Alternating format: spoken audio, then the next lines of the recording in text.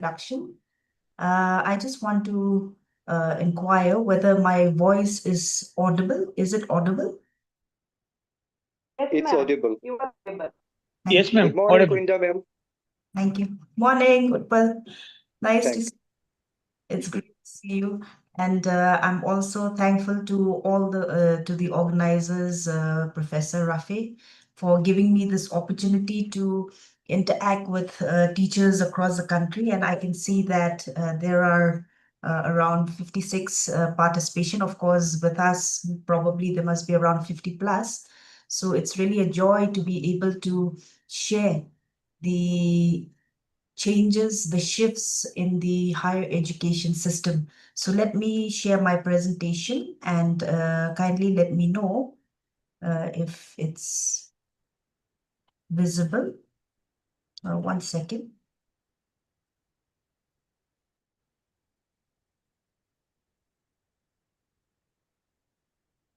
Is it visible? Yes, ma'am. Okay. So Professor Rafi has given me this, of course, he gave us a choice. That is the beauty of NEP 2020, providing us with the choices. So the topic that I had chosen for this particular refresher course is on use of data and learning analytics to drive teaching improvement. So is there a possibility or not where we can engage our students, in the learning atmosphere by using data? So let us discuss on this and see how it is going to, help us as teachers in improving our classroom teaching. So when you look at the NEP 2020, it has redefined our teaching learning system. And as teachers, we are major contributors towards shaping our teaching learning, environment. And it is our role and responsibility to ensure that our students are well developed, especially with the skills that are very much required for their, future employability. And I've heard just now, our teachers presenting yesterday's session. So it was mentioned that, the students need to be developed well-rounded and as well as competent. So the NEP 2020 has given us that freedom to, reorient and revamp our curricula as well as our pedagogy. And we need to shift are teaching from the teacher-centric mode to the learner-centric mode. And I'm quite confident that, many of our teachers are still, in the teacher-centric mode. Many of us, because there are certain components that are so very important. We may be using it, but we are not using it, to the highest level to ensure that, it brings in that holistic development of our students, as well as ensuring that they have comprehensively gained the knowledge that is being taught, and of course value, which has been mentioned by yesterday's speaker, which is very, very important, and also the requisite life skills. So we need to question ourselves whether our pedagogy is learner-centric or not. So again, as I've told you that our role is pivotal in the implementation of our teaching learning environment. See, I'm not saying implementation of the NEP 2020, but we start with our own teaching learning environment. We play a critical role, a pivotal role, okay? And because of the autonomy that is being given to us, so we have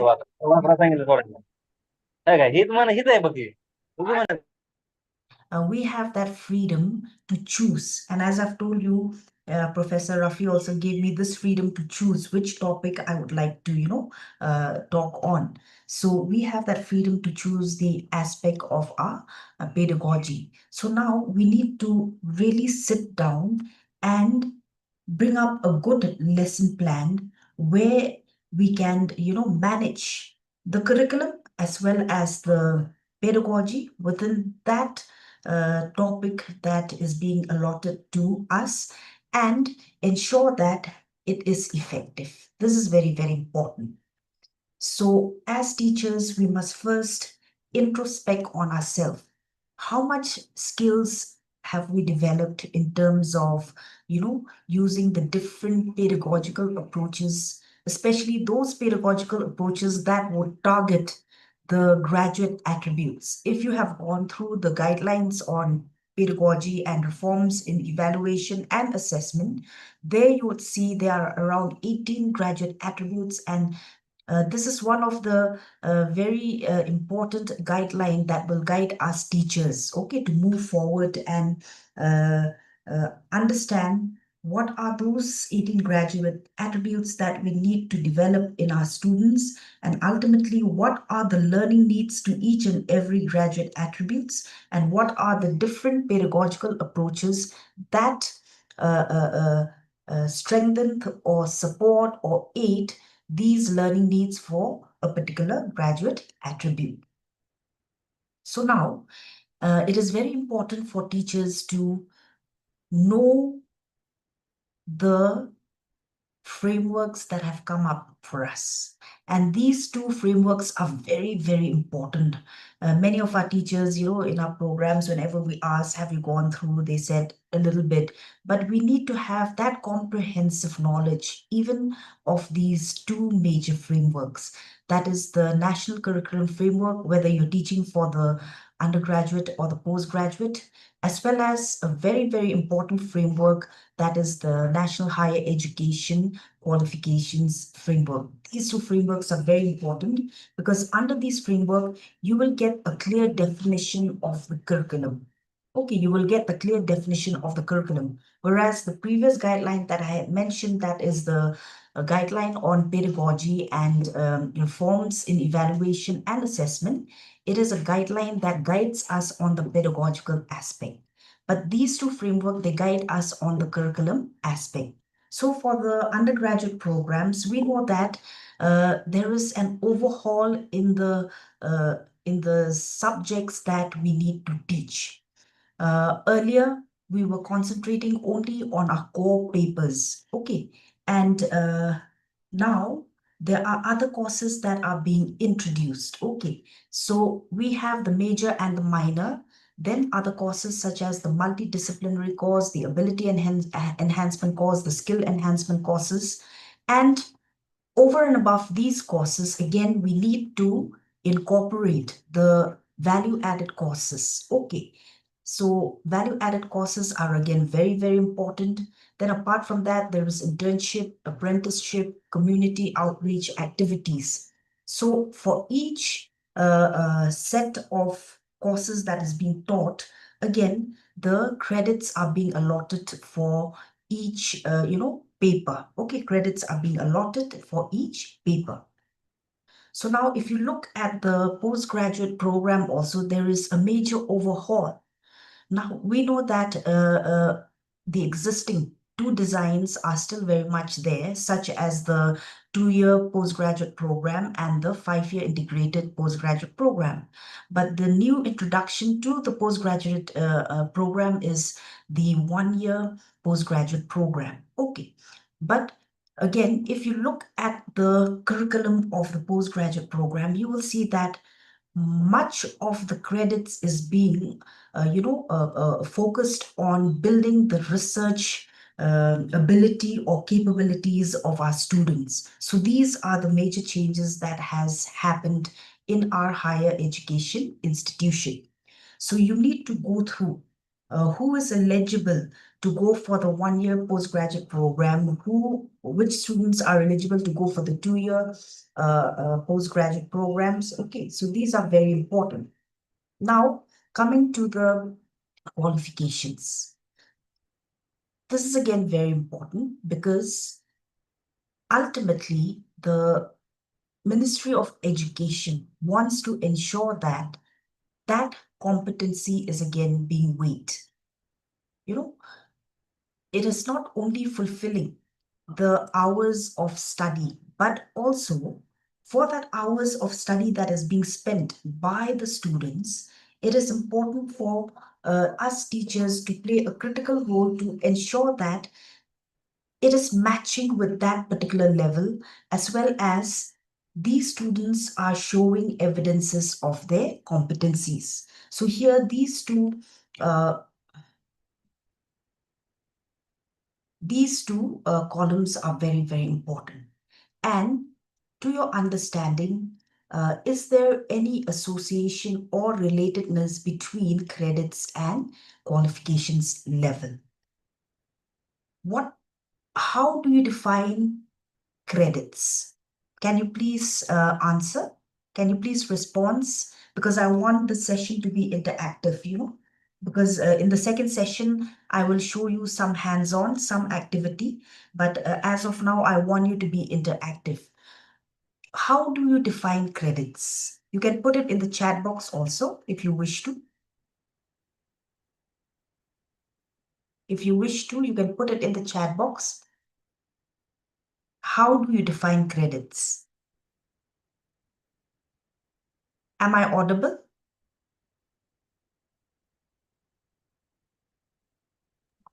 Yes, Can you ma'am, you are audible. So kindly put it in the chat box. Kindly response. How do you define credits? Because this is very, very important. And many of our teachers, they tend to get confused, and they misdefine, rather than confused, they misdefine. Okay, credit is a means of measuring and recognizing learning whenever it is and wherever it is achieved. Thank you very much, sir, for your response. Can I get some more responses from our teachers, our esteemed teachers? What about the others? How would you, define credit? Can you put it in the chat box?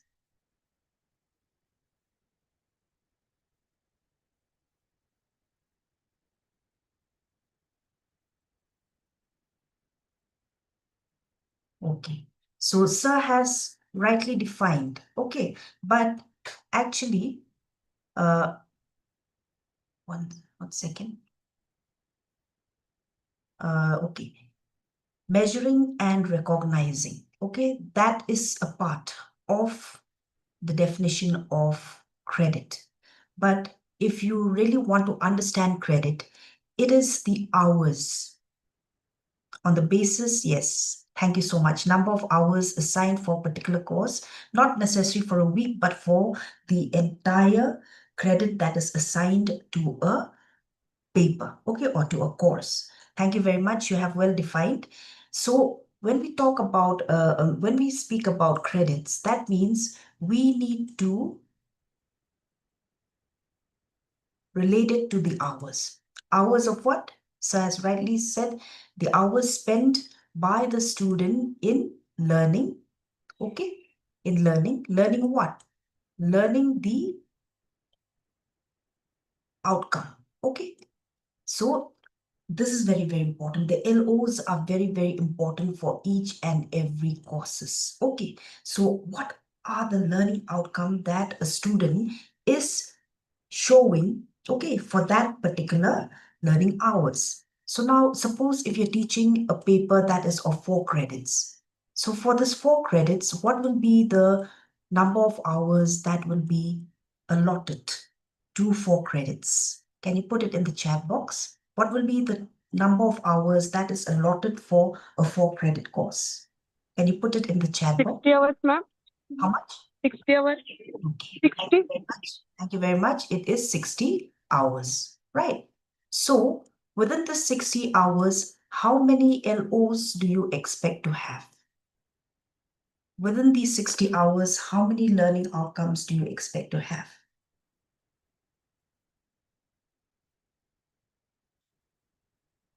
Obviously, there are going to be a number of learning outcomes that emerges out of the objectives, because we have to ensure that we provide objectives to our course, to the topic that is being taught, and what would be the expected learning outcome. So let us say that there are 20 learning outcomes out of this 4 credit course.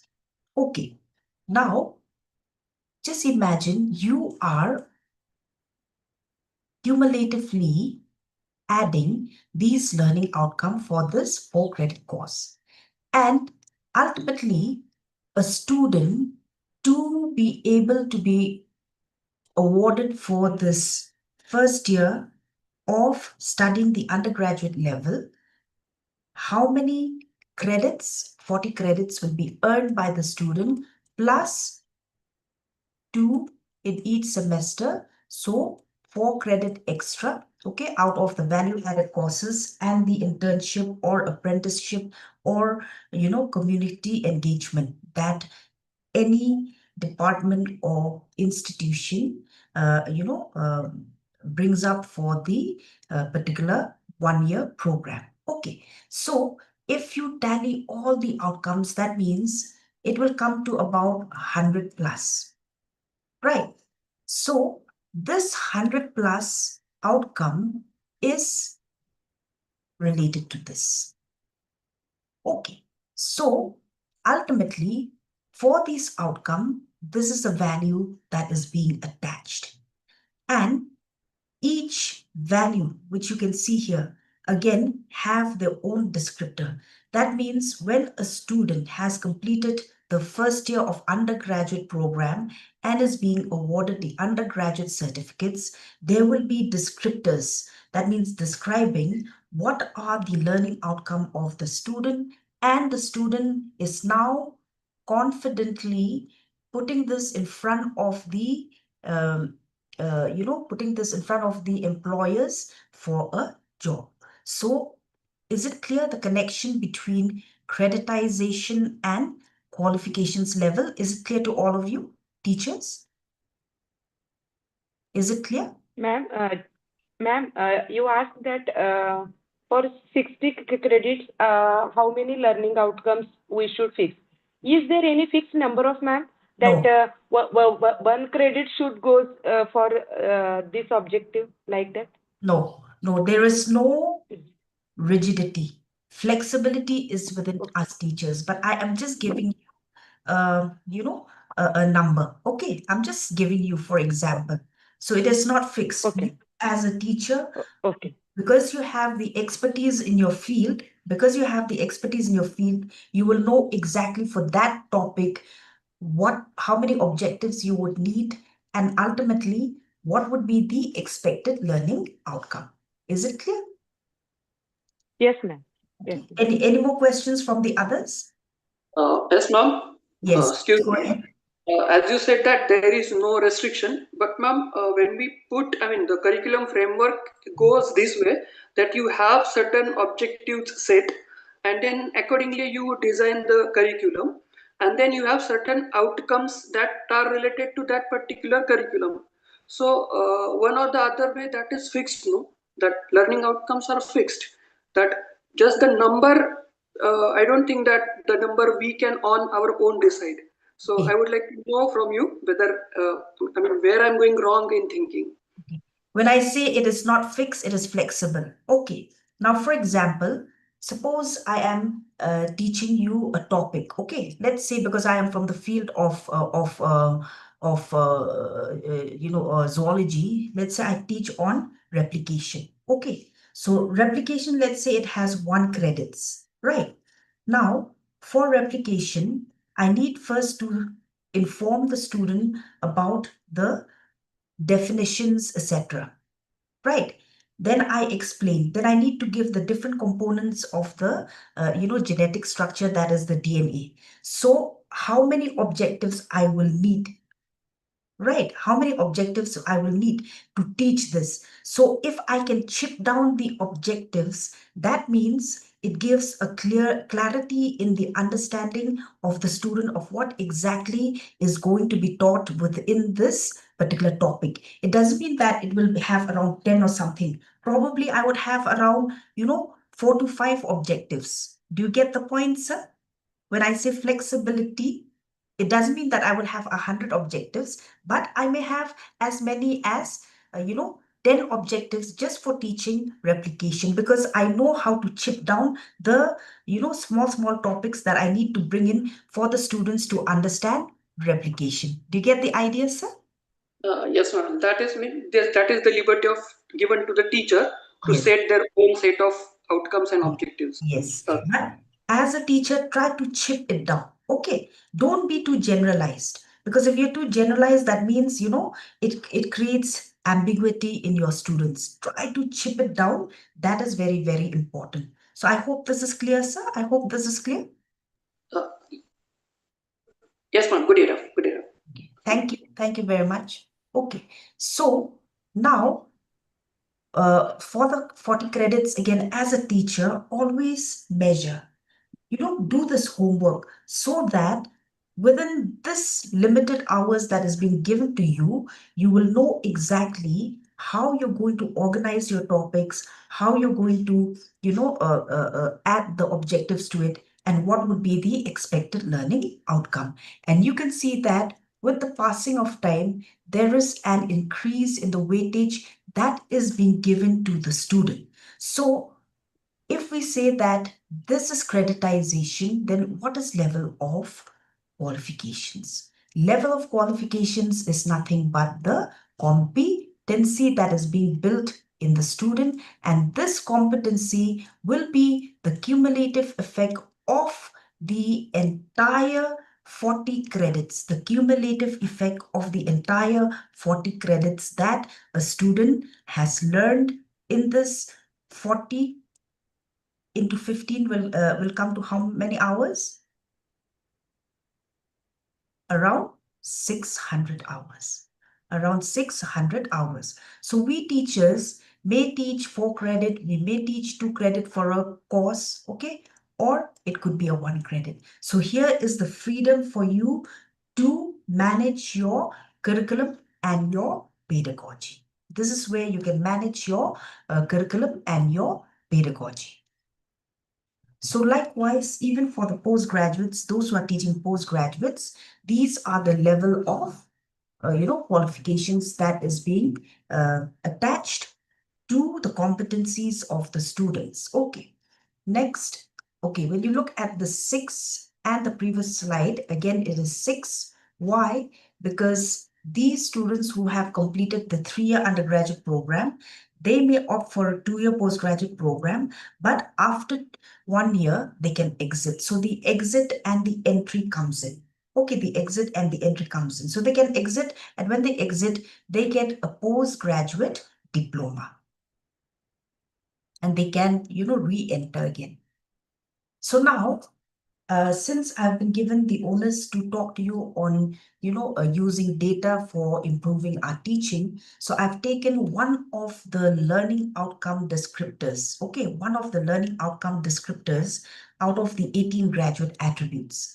And one of the graduate attributes that needs to be built in our students is analytical reasoning and critical thinking.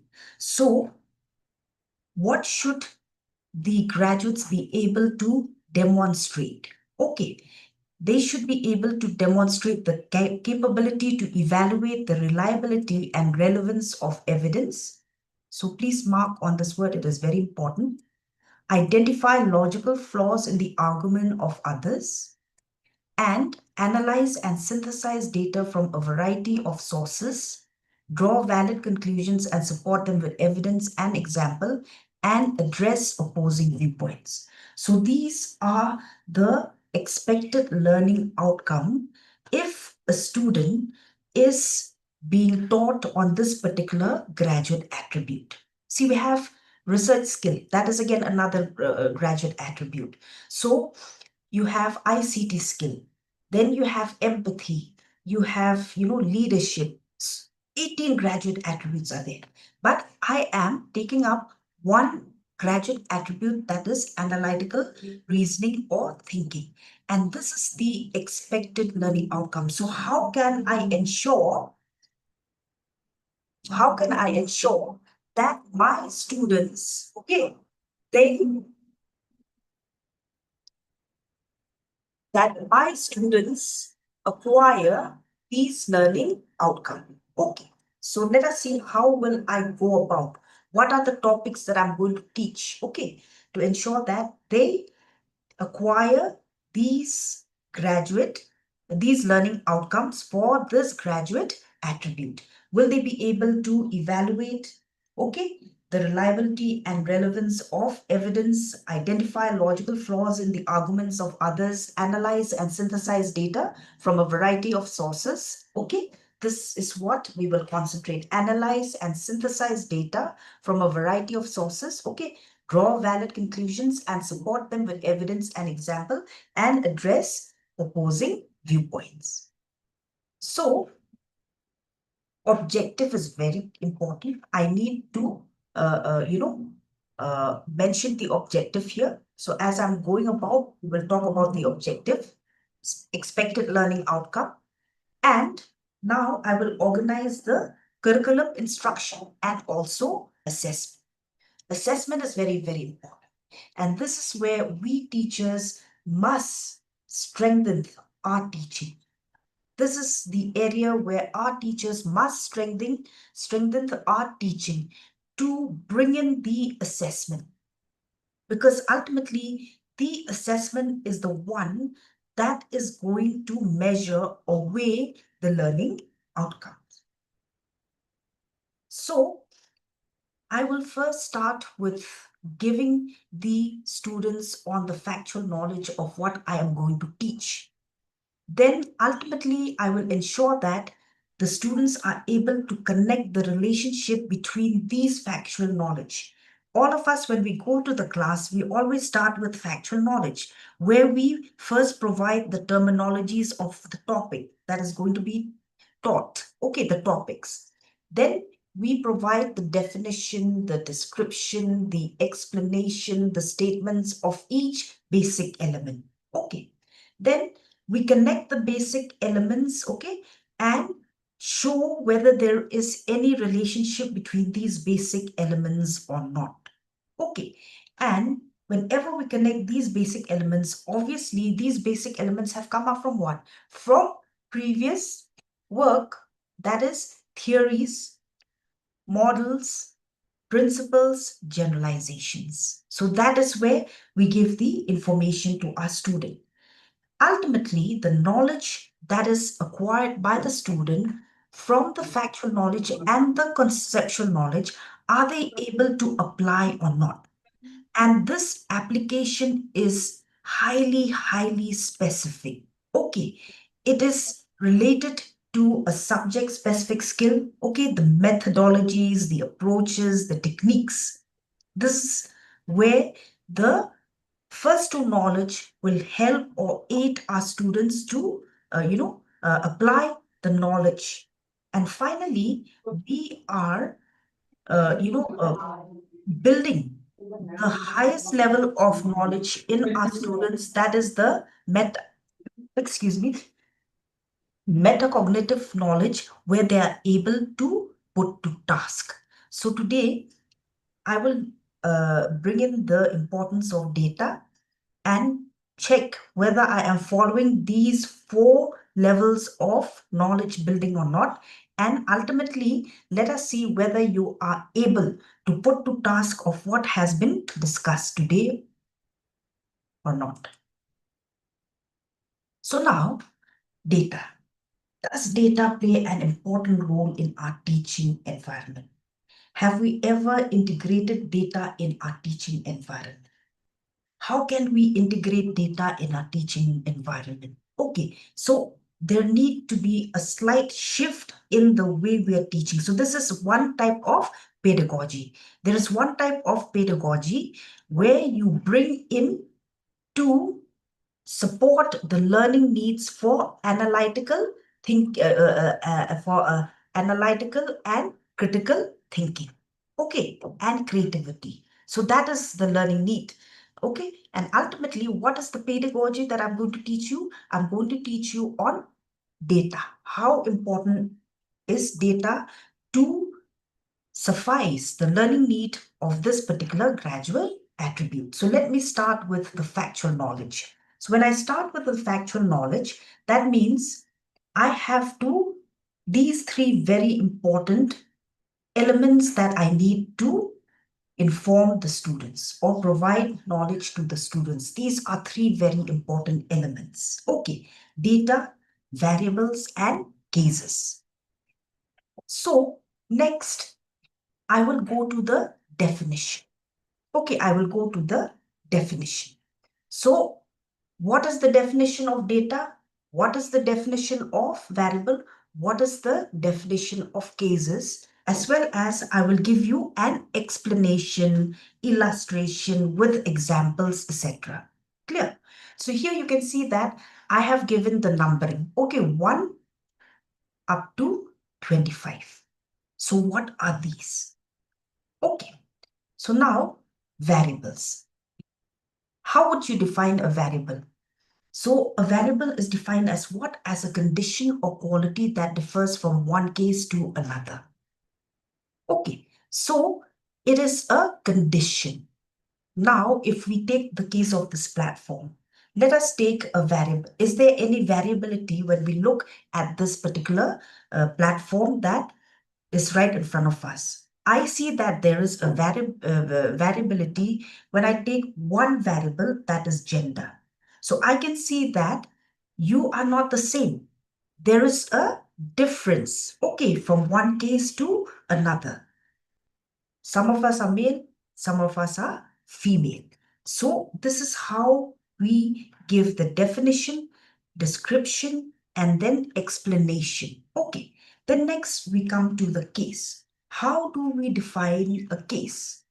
Okay, a case is an entity that displays or possesses a trait of a variable. Fine. So now when we talk about gender, that means I, as a case, okay, I am an entity, I display or possess a trait of a variable. And what is that trait? I am a female. So this is how, again, I am giving the factual knowledge where I am bringing in the elements, the important elements on the topic that is being discussed. Okay, so 1 second. There seem to be, the picture cannot be displayed.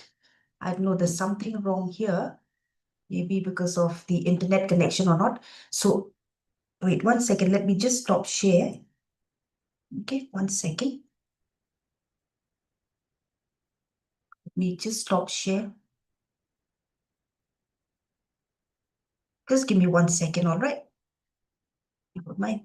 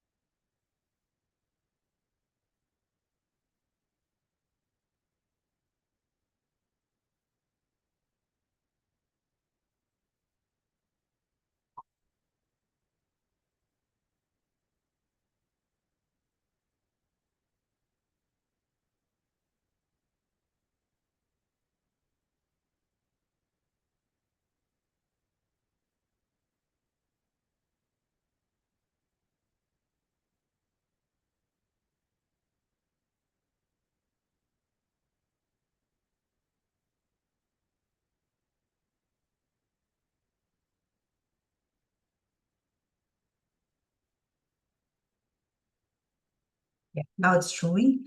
There was some problem with the previous slide, so now it is showing. So let me share it again.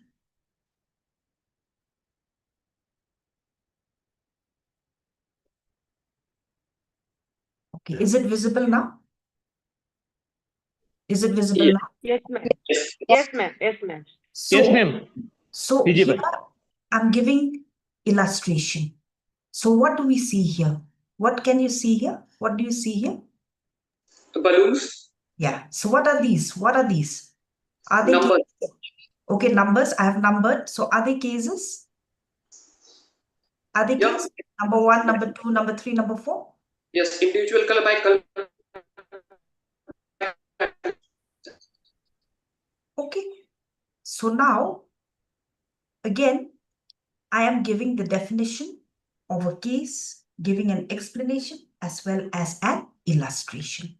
So these are the things that we need to bring in whenever we, teach a student. And now the first and the second knowledge now will, upgrade our student to procedural knowledge where they are able to, connect these, to the conceptual knowledge, the second level, where they are able to connect the relationship between a variable and a case. Okay.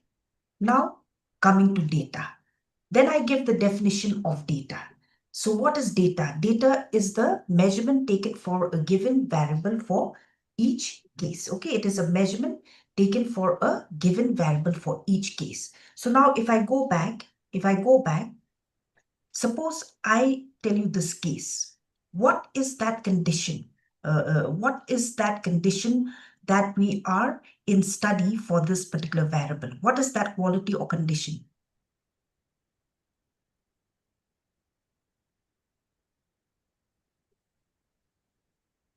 What variable? Numerical. Huh? Numerical. No, it's not numerical. Apply your thinking. What is Color. the... Color Yes. is the variable. Thank you very much. Thank you very much. It is the color. Right. So now, case 1, if you define data consists of what? Of variable and case. What is data? It is a process where you measure, okay, a case for a particular variable, for a given variable. So here the variable is color. So if I tell you case 1, what is the color of case 1? Pink. What is the color of case 3? Orange. Case 2, orange. Case 6, Blue. number 16, blue. So do you get the idea? Because this is where you're going to apply in your own classroom. Okay, you're going to apply in your own classroom. So you are going to use data now in teaching, where you will teach your students to collect data. And to collect data, what do your students need? They need variables and cases, right? Now, I have given you the important information. So what do we understand by measurement now? Because we spoke about data. Data consists of variable and cases. We have given the important information on the basic elements of data. Then when we define data, now we came across again another very, important point to be discussed. That is measurement. So what is measurement? It is nothing but determining and recording which of the possible traits of a variable an individual case exhibits or possesses. So that also we have done. We saw case number 1, pink color. Case number 2, blue. Case number 3, orange. 4, orange. 5, orange. So now it is the process of determining and recording which of the possible traits of a variable an individual case exhibits or possesses. Okay. So what is being measured ultimately? A variable is being measured. So if a variable is being measured, then we will now have to teach our students how to construct the scale of measurement for each variable. We will now have to teach the student on how to construct a scale of measurement for each variable. So first level knowledge, that is the factual knowledge built, promotes the learning to the second level, that is the conceptual knowledge. Now you are, upgrading the level of knowledge of a student to the third level, that is the procedural. So now they will know how to construct a scale of measurement for each variable. Okay. So when we spoke about gender, so imagine this is your scale of measurement. So for gender, how will you construct a scale of measurement? Now, if you take the case of age, how will you construct the scale of measurement for the variable age? This is how we're going to teach the student, and ultimately, the student will be able to apply, okay, all that procedural knowledge. So it is a scale that specify a range of scores that can be assigned to cases during the process of measurement. Okay, so here, when you construct a scale of measurement here, you will see that for gender, we have how many scores or points on a scale? We have 2 scores or point on a scale, that is male and female, right? Or is there anything more? Is there anything more apart from these 2 scores? Is there? Transgender also will be there, na ma'am? I beg your pardon? Transgenders also will be there, na?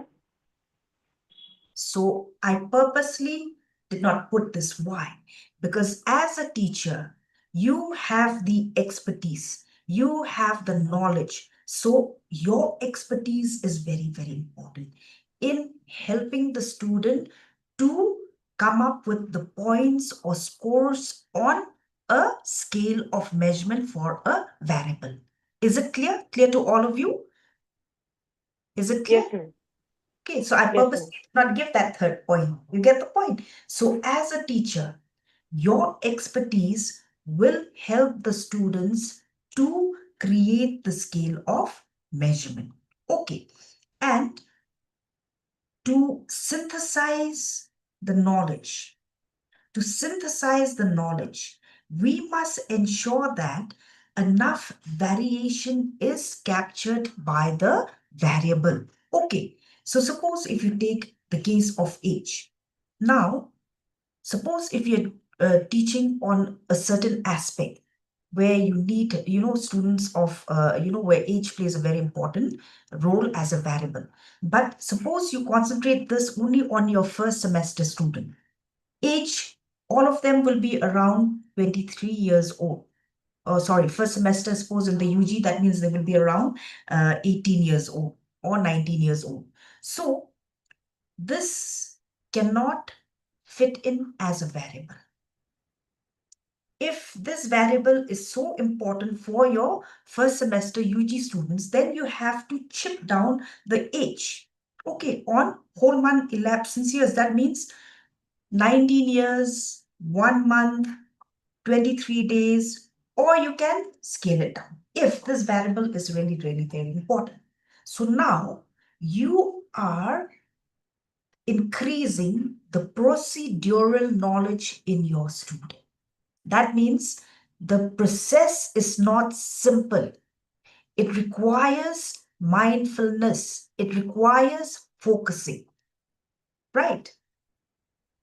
So obviously, this second one will be a better option for creation of a scale of measurement for this particular variable. All these are very, very important. So you are improving that professional skills in your student. From the professional knowledge that you have provided to the students, now you are bringing in the efficacy of the professional skills in your students. Okay. So again, when we spoke about the procedural knowledge, we saw that application of the knowledge, it is dependent on what? It is dependent on the, theories. It is dependent on the models. It is dependent on principles. Okay. Then again, there is a technique. There is a methodology that needs to be applied. Right. So what are the two important factors or steps or process that involves in the construction of a scale. Number one is determining. Then this determining will lead to what? It will lead to specifying. So when I gave you the variable gender, okay, so we need to determine the points. So I determine 2 points, that is male and female, right? But as an expertise, I know that there is another point. So determining is very, very important. As students, they may fail, but as teachers, we can help them in determining the points on that scale of measurement. And ultimately, specification will come. What is case number 1? What is case number 2? What is case number 3? What is case number 4? And so on and so forth. When we do the activities later, this will make more sense. Okay, it will make more sense later. So now, again, in constructing a scale of measurement, we have determined the points. Again, this is a skill now. It is a technique. It is a methodology. And this is based on the principles. Okay, so what are the 2 principles that needs to be followed? They are the principles of exclusiveness and the principles of exhaustiveness. So in the case of principles of exclusiveness, no case should have more than one value for the same value. That means if I am a female, I am exclusively a female. If you are a male, that means you are exclusively a male. Okay, so this is the very meaning of exclusiveness. But now when we come to the principles of exhaustiveness, now suppose you feel that the variable religion again plays a very, very important role. Okay, so now what will be the point or scores on your scale of measurement for religion? Can you give me the scores or the points of religion? Can you give me? Okay, so we have Christianity, then we have Hinduism, then we have Islam, then what else? Please go on. Please tell me. Jain, Jainism, Jain, and then, Buddha, okay, then, Sikh, Sikh. then, Yes, and there are many. so exhaustiveness. You see, again, exhaustiveness. So we may miss some of the important points or scores when we are determining the scale of measurement for a particular variable. We may miss. So what do? To avoid missing, then we have to bring in the catch-all categories such as others, miscellaneous, not elsewhere counted. So if you give others, that means you have determined again another point which cannot be missed, and ultimately the specification will come in. Okay, the specification will come in, to which trade the case belongs. Okay. Then, as a teacher, you need to again bring in the types of categorical that a study may experience. So some variables may be nominal and some variables may be ordinal. So again, we start from the first, that is the factual knowledge. Okay. And another type of variable is the continuous variable. So again, we start from the factual knowledge where we bring in these terminologies. So under the type of variables, these are the type of variables that we have, categorical and continuous. Under continuous, you have nominal and ordinal, and under categorical, then under continuous, you have the interval and ratio. So you give the definition. What is a nominal value? What is an ordinal variable? What is an interval? What is a ratio? You give the explanation, the description, and then how will the students connect these 4 terminologies to build that conceptual knowledge? So if you look at nominal and ordinal. They are both categorical variables. Can you give me example of categorical variable? Can you give me examples? Which we have Gender, madam. gender, then Divisions of some classes, A division, B division. okay, divisions. Let's say maybe area or region. Okay. And Religion. roll numbers of the students. No. Roll number of the student is not a variable. It is an identification. Okay. Okay. Roll number. Roll number. Boys and girls, ma'am. 1 second. Roll number, it is not a variable. It is an identification. Yes. What did you mention just now? Boys and girls. Okay, that comes under gender. That Okay. comes under gender. Their category, religion, these also. Okay, category, etc. So all these are categorical variable. Okay, then what about continuous variable? Can you give me some example? Just now we had given an example. Classified on their marks or grades. Age, marks. Marks. Grades is not a continuous. Not Grade will is be. a category. Yes. Temperature, madam. Temperature. Weight. I beg your pardon? Weight. Weight. Height. Okay, so all these are continuous variable. Then what is the difference between nominal and ordinal? Okay, let's say qualification. So, nominal means, again, you have determined the scores. So this is male, female, and third gender. Here you have religion. Okay, Hinduism, Christianity, Islam, Sikh, Buddhism, etc. Okay, then let us say for qualification. 12 passed, UG, Masters, MPhil, PhD. So what is the difference between nominal and ordinal? In the case of nominal, all these traits within a variable are equal. They are equal. Whereas if you take qualification, they are not equal. They are what? They are rank or ordered, right? They are rank or ordered. In the case of continuous, every score determined or point has a value. So now, what is the difference between interval and ratio then? Now, if you take all these, okay, they come to the same thing. That means, let's say if you take temperature. Madam who said temperature, which place are you from? Yes, ma'am. Which place are you from, ma'am? Who I'm provide? Kolhapur, ma'am. You are from Kolhapur. Okay, so you are, what is the temperature Yes. at the moment? What is the temperature there?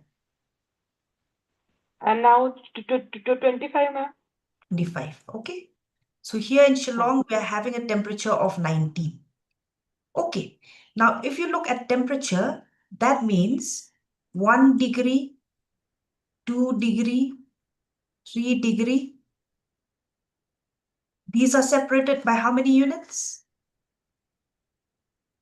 These are separate by how many units? From 1 to 2, 2 to 3. Okay. They're separated by how many units? And these units are equidistant. Now, even if you take the case of weight or height, again, if you say a person is 120 centimeters, another is 121 centimeters.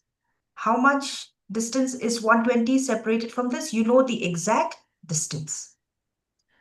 Right.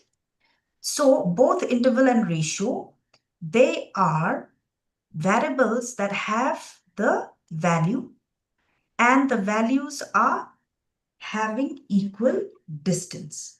But the difference between interval and ratio is that in the case of ratio, it has a 0.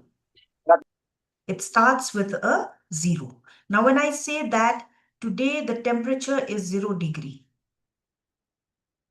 Is this a real 0? Is it a real 0? No, ma'am. It is a relatively zero. That means it is a point.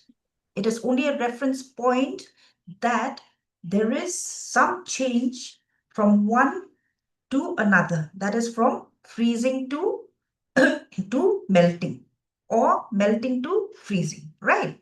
So it is just a point. It is not a true 0. It is not a true 0. If you take the case of temperature, 273 is actually a true 0, because at this particular temperature, the molecules, they start moving.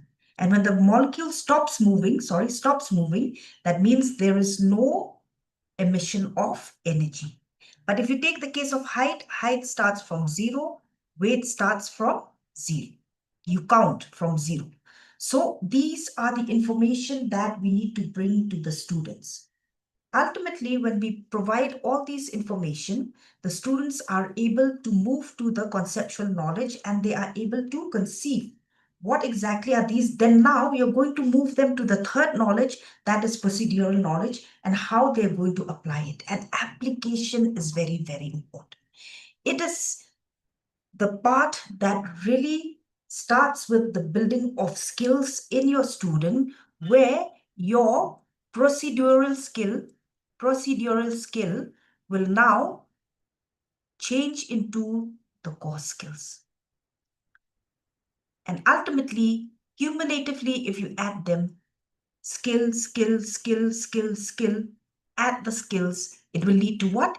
It will lead to competency. And we will see in the last part what is the competency that is going to be built. So far, whatever we have discussed, what will be my objective? What will be my objective? What will be my expected learning outcome? So from here, I am able to define or to state, rather than define, I am able to state what is the objective that is going to be taught for the topics that have been discussed so far. What is the expected learning outcome? So is it clear to all of you? So sir, when you mentioned that there is rigidity, actually each and every topic will differ. When I say rigid, that means if I have to bring in 5 objectives, that means I have to stick to 5. But no, I can chip it down to bring as many objectives as I can to provide the clarity to our students. Is it clear? Sorry if I call you by your number 62. Is it clear? Yes, ma'am. Yes, ma'am. Okay. So, assessment. Is assessment important or not? Is assessment important or not? This is very, very important. For each and every topic that is being taught, you need to assess whether your student remembers the definition, whether they remember whether they can identify, whether they can state, whether they have understood so that they can explain, very clearly, whether they can give examples, whether they can classify, whether they can summarize, whether they can infer. Now we're going to application. Whether they can analyze, that means differentiate and distinguish, whether they can evaluate, and the last will be create. So even the way you create these questions, it is very, very important. It is very, very important because you need to test whether there is a learning outcome or not on what has been taught for the objective that we have kept. Now, my objective for this entire talk is that I want my teachers to have the capability to use this pedagogical approach.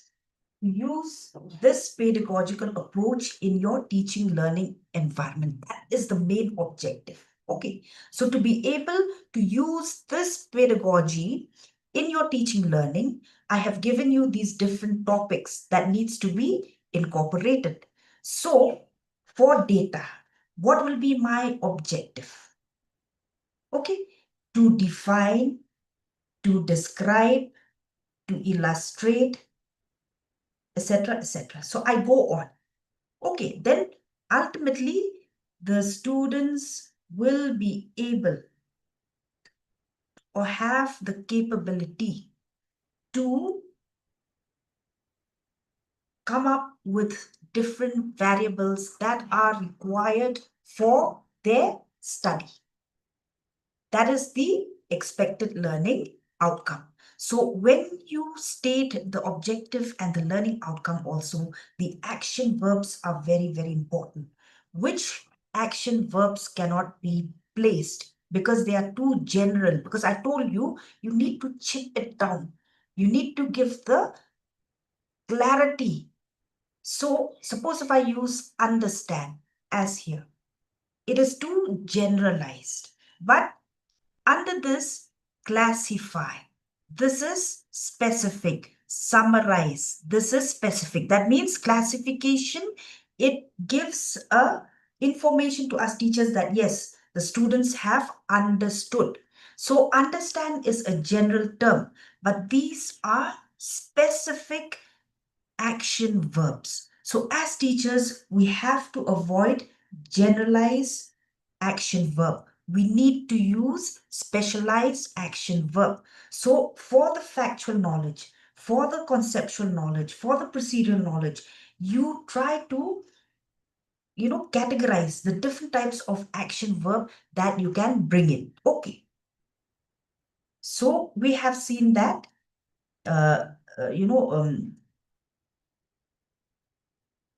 the assessment is very, very important. So can you switch on your webcam? Let us do some activity now. Can you please switch on your webcam? Let us have some activity now. Was Yes, ma'am. this first half of the session productive to you or not? Is it Yes, productive? ma'am. Is it helpful? Yes, ma'am. I can hear only one yes. Yes, Yes, ma'am. ma'am. Yes, Yes, ma'am. ma'am. Yes, ma'am. Okay, because these will be required when we go to the main part of how you will integrate in your teaching. Okay, I will do some hands-on with you all. So now let us see how much you remember, how much you understand, how much you can apply, analyze, evaluate, and create. Okay. If you elicit these type of questions, define data, variable, case, measurement, that means you are starting from a low order. Right? You're starting from a low order, right? That means definition of data, variable, case, measurement. Now I bring in another. I bring in the objective type of questions. It could be multiple choice. It could be, go through properly because it may come for your test. I may give these same questions for your test. Okay. You have a test, right? Okay. Yes. Okay. So now I can have fill in the blanks. I can have true or false. Then short answer question, long answer question, because I want to ensure that there is a learning outcome. So which of these is being measured? What will be the correct answer? What will be the correct option? Sorry. Which of these is being measured? Which one will be the correct option? It may come for your test. Which of these is being measured? Is it a variable? Is it a case? Is it a data or all of the above? All of the above. Practical. Huh? All of the above, ma'am. This is the correct answer. The variable is Very being well only. measured. What is being measured? It is a variable. Okay. Because I'm asking which is being measured. But when I say, say for another example, recording, which is being recorded, which is being determined, then the right answer will be the case. Clear? So now after I have given the test to my student, so continuous comprehensive assessment is very important. After I have given a test to the student, then I check. Reflection is again very important. Reflection is again very important. Because without reflection, ultimately, if you're doing this, that means you are promoting only self-assessment. That means only self-assessment. But when you have a reflection, that means the student is able to truly, to be truly informed whether the student have learned or not. You as a teacher, you are aware, but the student's not aware. Now you have to make aware to your student. So this is still a low order question. Now suppose I bring a higher order question. So that means here we are testing remember and understand. But now I'm bringing a higher order question. That means a student will have to critically analyze which of these is being measured.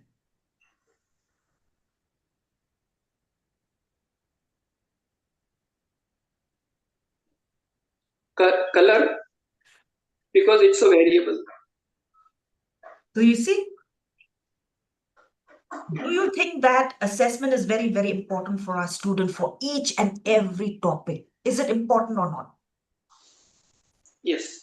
Huh? Yes, madam, it's true. Will you be able to conduct this type of continuous, comprehensive, formative assessment for each and every topic? Is it possible? Teachers, is it possible? We need to check, but may not be always possible. So We need to what will support you? What will support you? Technology. Will the technology support you or not? Yes, Yes, ma'am. of It course. will help me to think about, to chop it down, as you said. If you think, sir, then what will happen to your students? Huh? That means you're thinking you're still in the teacher-centric mode, but you have to switch to the learner-centric mode. So we have to put in efforts. Okay. So use the technology and try to create questions that really critically, injects the mind of the student. Not simply that, yes, I know what is a variable, I know what is a case, I know what is a data. No, bring in these type of questions that will really, really help your students to test so that when they apply, there will be no failure at all. There will be no failure in the process from their part. That means you're going to build the core skills. Okay. Now mention the level of measurement for each of the following variable. The age in years of the youngest member of household. So what is the variable here? Age. Is it a nominal, ordinal, or continuous? Ordinal. It is a continuous. It is a continuous. So we get to reflect again. Okay, why is it a continuous?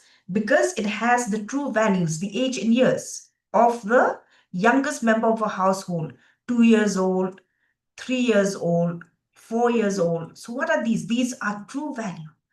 The distance between 2 and 3 is 1 year.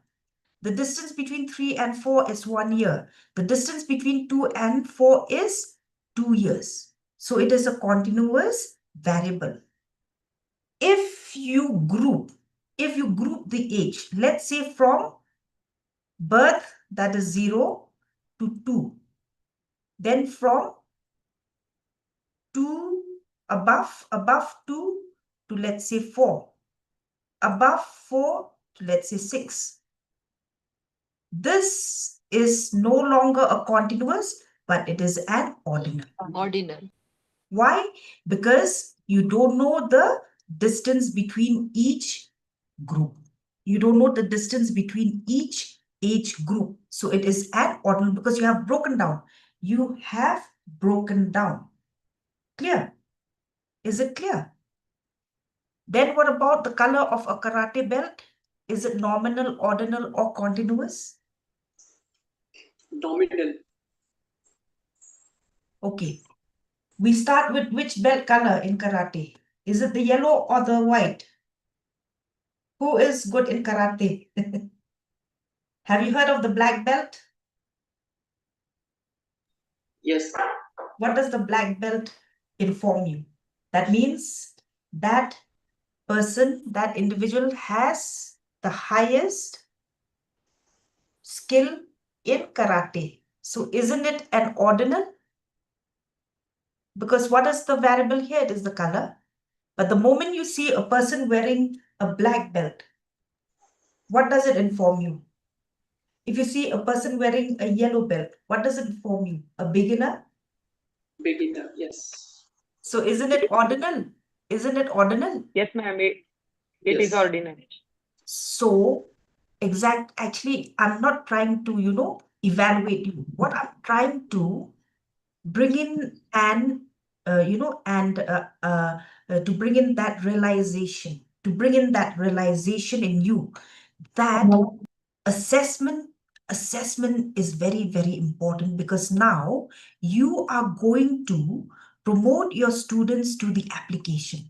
Now you're going to promote your students to the application of this knowledge. So they should not fail when they apply it. Otherwise, if they fail, then what happened? Again, we know that out of this, they are going to generate the information. Out of this, they're going to generate information. And ultimately, if they have failed, then what sort of information are you going to produce? The wrong information. So this is the realization that I want to bring into you, how important assessment is, so that the students have that professional skill and can apply that professional skill into the core skill now. Clear? So what time do you usually have a tea break? Do you have a break in between? Are you given Yes, a ma'am. between? What time do you have a tea break? To 12:30, ma'am. Up to? Quarter No, to after 12:30. No, from 12:30 to what time? quarter to 1. 10 minutes or 15 minutes, madam, according to your convenience. Okay, so we have another 15 minutes, right? So that in the next session, Yes, we will ma'am. do the activity. Okay, in the next session, we will do the Yes, ma'am. activity. So far, whatever I have discussed with you, is it is it showing some, is it meaningful? Is it meaningful? Yes. Yes, ma'am. Okay. Is it applicable in your teaching? Is it applicable in your teaching? Yes, Yes, ma'am. ma'am. It is applicable. For research purpose also, it is Research purpose, useful. this thing, but Yeah. mind you, I'm bringing in here the teaching aspect. Okay. Now, so here, this one, that means, sorry, not yet apply, sorry, that means critically analyze. But with this question, that means the student is able to monitor or evaluate. Am I correct or not? So with this, the Yes, ma'am. students are able to critically analyze. And with this question, they are able to monitor and evaluate. Which one is correct? First two, it is remember and understand. Right. Understand. Now let us see application. Next application. For each of the following variable, construct a scale of measurement, suggest alternative operationalization that involves different levels of measurement. So the different levels of measurement are what? Nominal, ordinal, continuous. Okay, so this is the different level of measurement. So now I'm asking the students to construct. Now I'm asking the student to construct. So which of these are we testing? Which of these are we assessing? For this, Understanding, ma'am. no, application. Application, right? Application. That means, can they apply that knowledge now or not? So, can they construct? Construct means what? To apply, as well as to create. Yes or no? Yes. Yes, ma'am. Okay. So, how many points or score for this? How many points or score for this? as well as for this. And ultimately, now they will be able to say whether racial prejudice is nominal, ordinal, or continuous, voting preference is nominal, ordinal, or continuous, household size is nominal, ordinal, or continuous.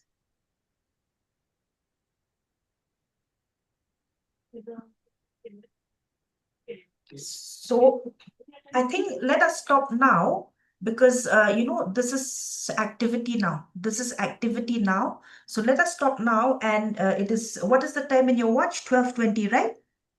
Yes. Yes, ma'am. So do you have any clarification, any questions so far? Any clarification, any questions so far? No.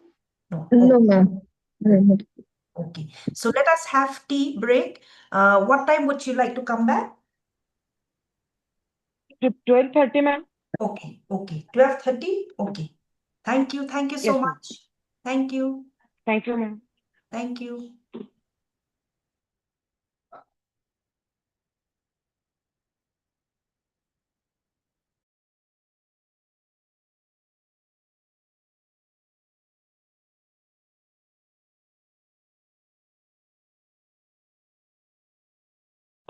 असतो ते आहे ना sir principal पदावर जर यांचं जर lecture घेणं compulsory आहे 6 लेक्चर आहेत का मॅडम घेतात बरोबर कुमरे सर पण घेत होते ना 6 लेक्चर हो किमान 6 लेक्चर तसं त्यांना जर वाटलं मला 20 घ्यायचं तर घेऊ शकतात त्यांना जर वाटलं मला 20 घ्यायचं तर घेऊ शकतात कमीत कमी त्यांच्या रेकॉर्डले 6 लेक्चर असतात मला म्हणले की first इयरचं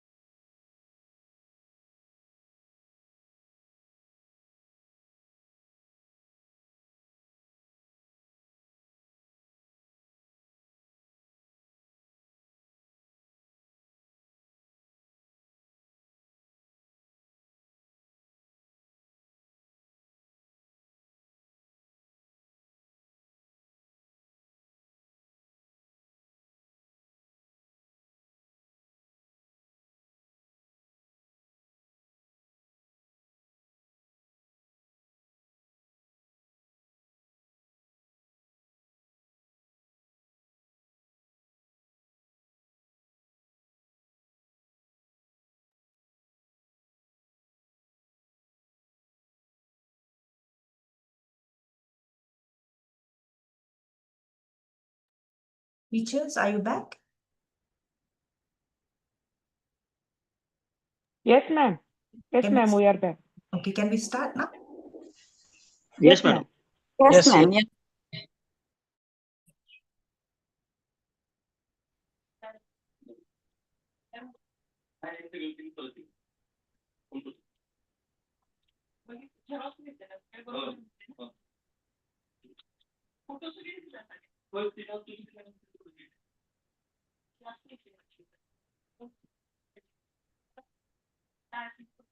So now to teach, we need data. So what would be the source of our data? Say you're teaching political science, you're teaching on the Western political thoughts, probably you want the students to have a debate on the Western political thoughts, then you can have variables like, where you have these opinions, whether for or against. So when you determine the points for or against, neutral, for an opinion, or, so something like that. It's going to be interesting. So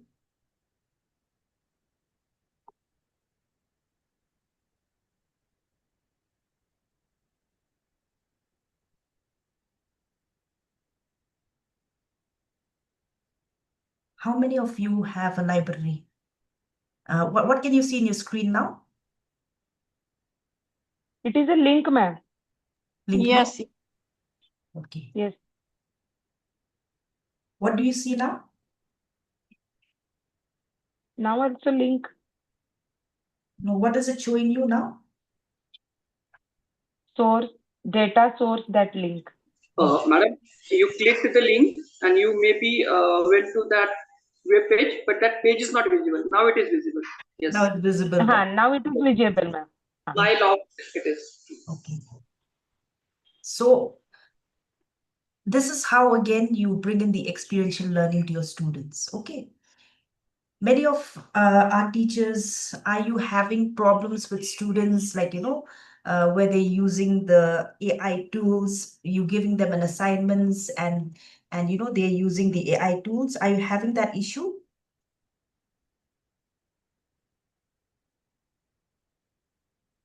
Are you?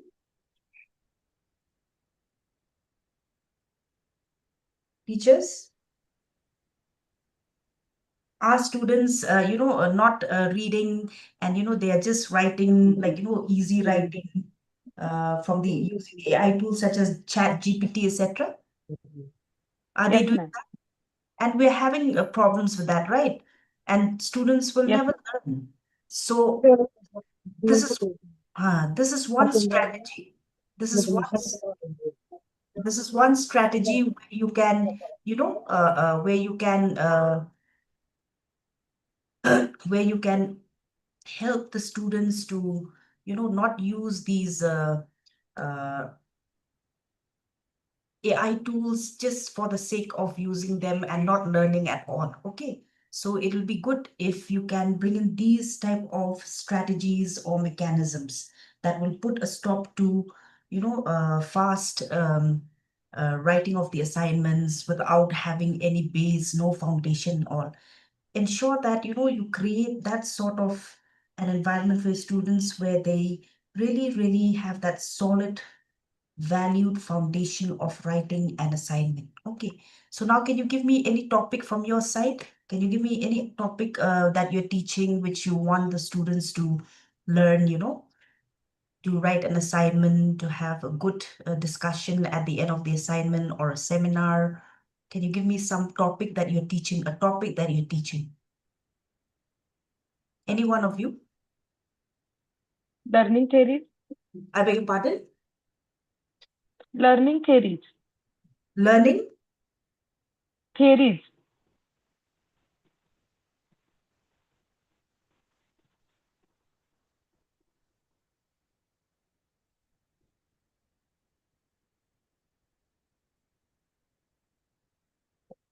So how many of them are there?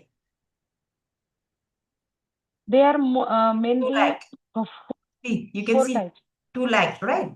So 2 lakh is too much. Ah. So can you narrow down Yes, ma'am.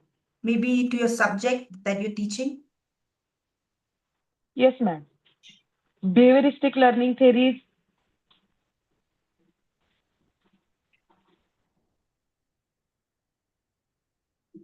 4.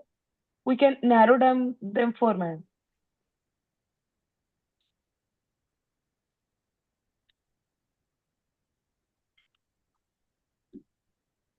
So now it's coming to 21, right? Okay. Ah. So it's coming to 21. See, what you can do is that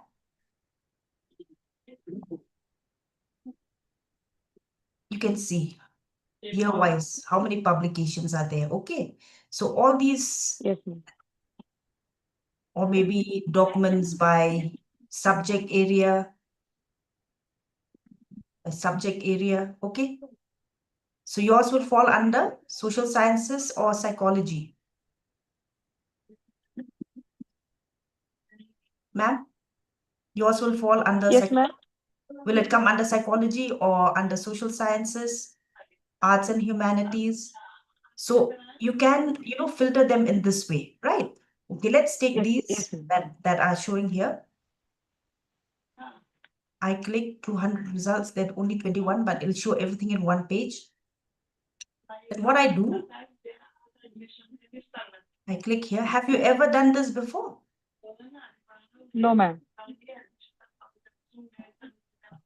Then you click on download. Sorry, you click on download.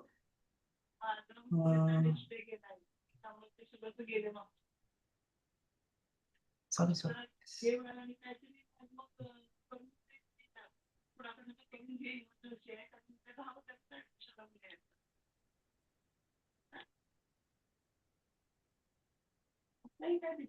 Oh, this I did not.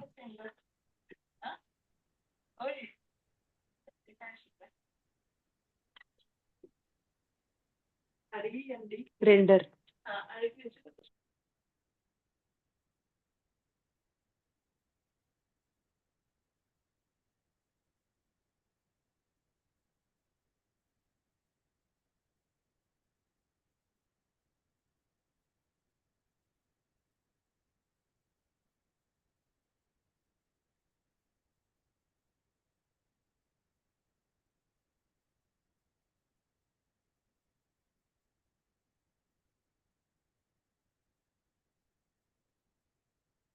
Wait 1 second. Huh?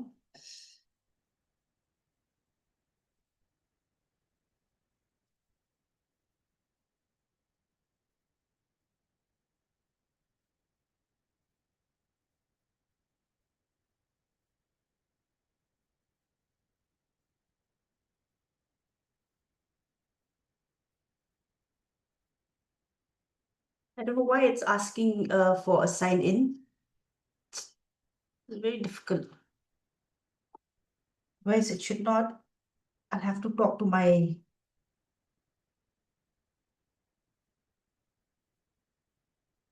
I have to speak to my, to my librarian.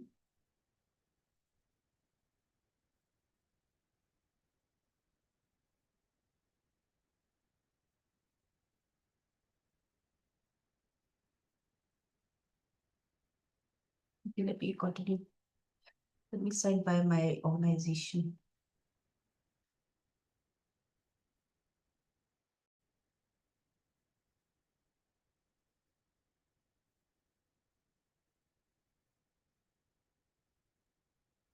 One second, huh?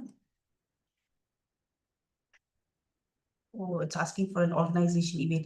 So anyway, I'll have to talk to my librarian. I don't know why I'm having problems with export. Otherwise, I should not. Wait 1 second. Let me just try again. Let me just refresh.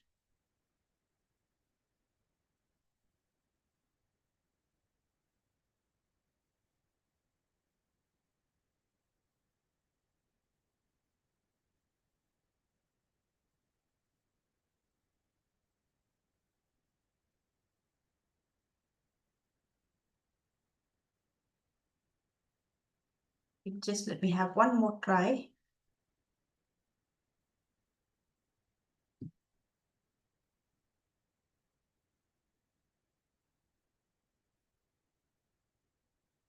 There's something wrong. So anyway, when you click here, you can use, the bib text. Okay. You can use the bib text or the CSV file. Okay. Click on the CSV file, and from there, you can click on the abstracts, and also that you can have your students have that experiential learning of, identifying the variables that would be interesting. So anyway, this is not showing here. So let me show my own. Okay, let me show my own. Okay, let me show my own. Where is it? Okay, wait 1 second, huh?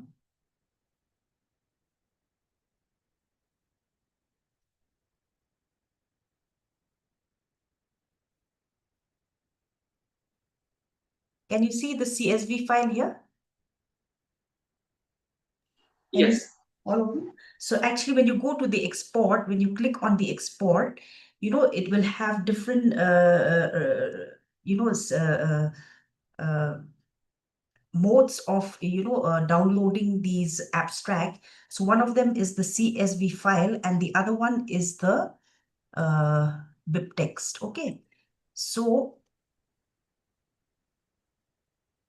this is the BIP text. So you have here the BIP text is like this, and you will have the CSV file. Okay. Now it doesn't matter whichever you use. So you can, you know, help your students to look for the keyword for the variables, right? So for example, this keyword is again very important to immediately get the variables at one go. Okay, to get the variables at one go. So sometimes I use this, and then sometimes I use the most of the time I use the CSV file. So for example, as I was telling you, it's interesting to look at the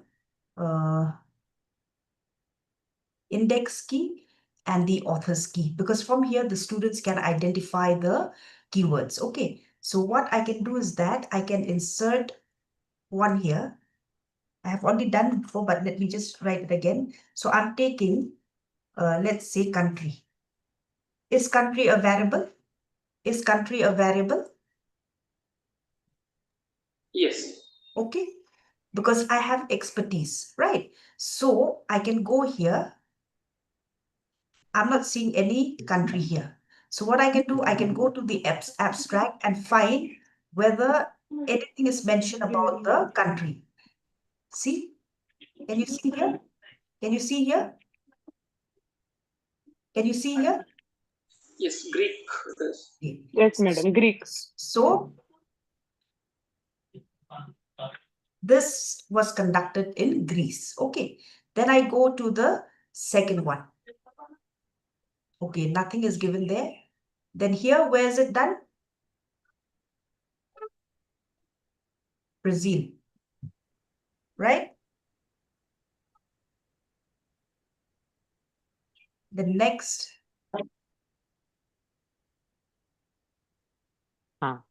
Where is this? Indonesia. Indonesia. So see, if you have taught the students how to gather the data, that means it becomes so much easier for them. It becomes so much easier for them. Now you are building the core skills in them. That means they are, you know, providing evidence for the core skills. Okay. Now let me take the water body. Okay, let me take the water body because this is my field. Anybody from zoology or life sciences? Anyone here? Anyone here who is from zoology? Huh?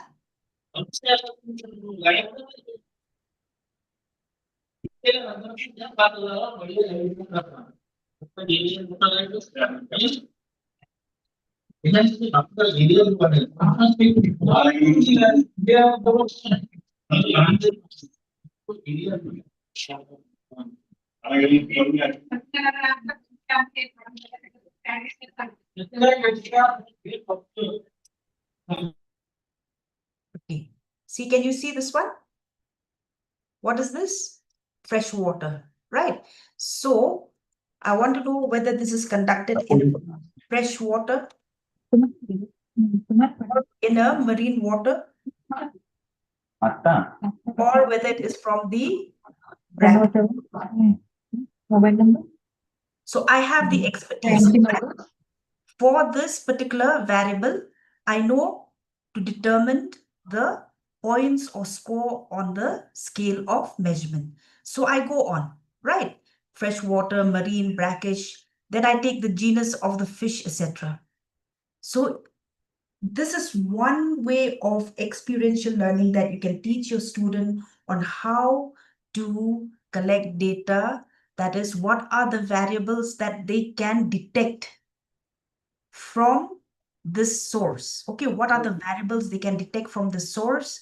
and what are the scores or points of that particular variable. So just imagine you have collected all this.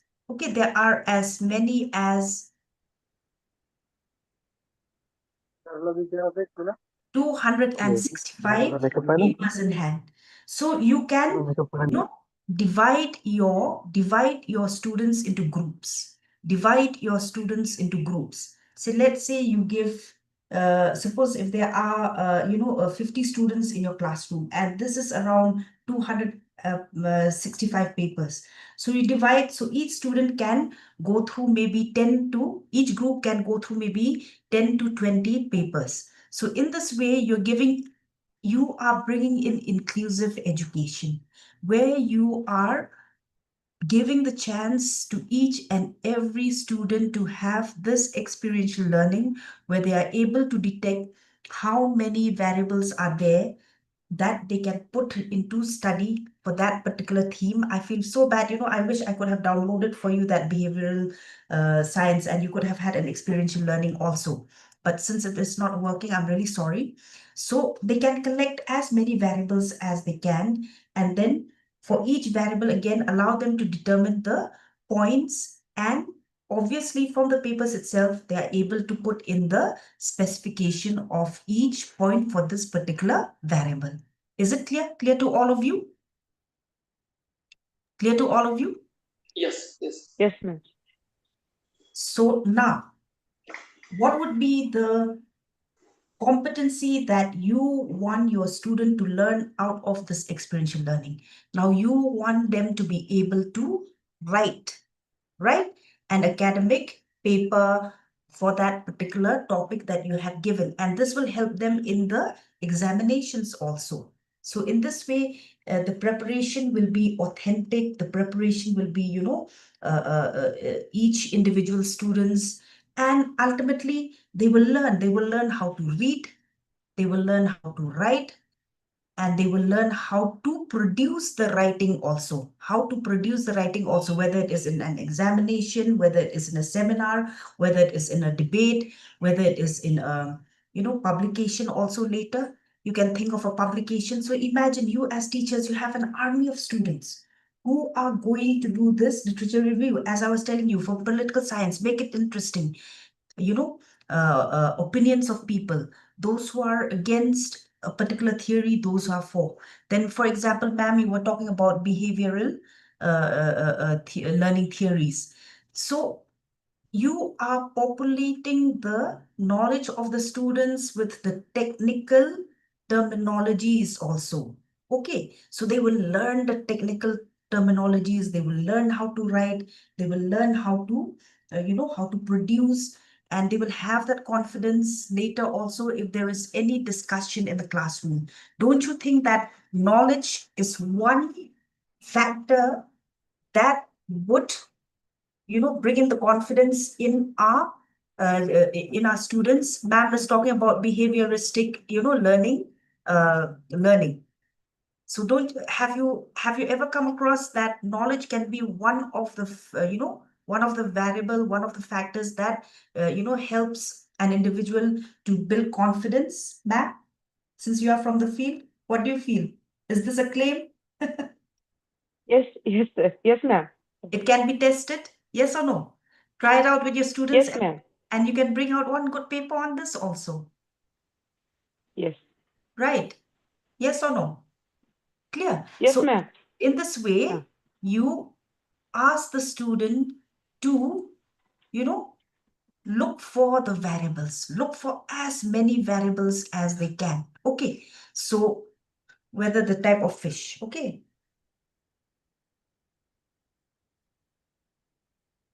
whether it is a bony, whether it is a cartilage. So you see, cartilaginous fish, etc. So you can go on, let them hunt for the variable, and when they hunt for the variable, teach them how to determine the points or score for that variable, and ultimately the specification will come from these papers. So now your students have all this information in hand. Then Again, make it more exciting, because remember, one of the descriptors, learning outcome descriptors for analytical thinking, or what is one of the descriptors? That means, can they write a paper having evidence in hand? So we have seen that we are dependent on the library. Now, let us see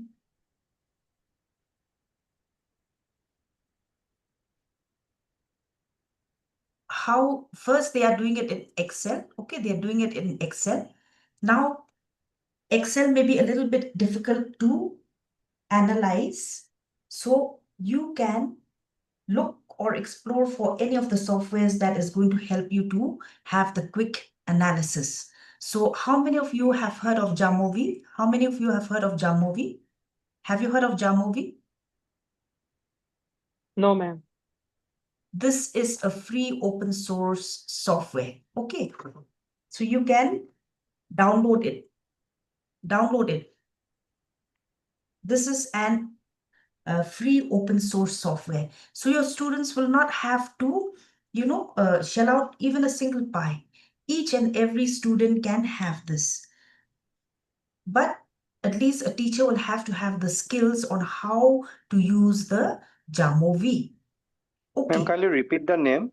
I've kept it in the chat box. Would you get it in the chat box? Yes, ma'am, sure. Is it there in the chat box? Yes, ma'am. I've written it there in the Yes, chat. ma'am. Yes, got it. Okay. So you download it and fill these, these. So A, we were talking about what? Country. Okay. So country will be nominal, ordinal, or continuous. So you have taught your students in detail. So they will know exactly what type of, Nominal. So we got Greece. Then what else? We got we got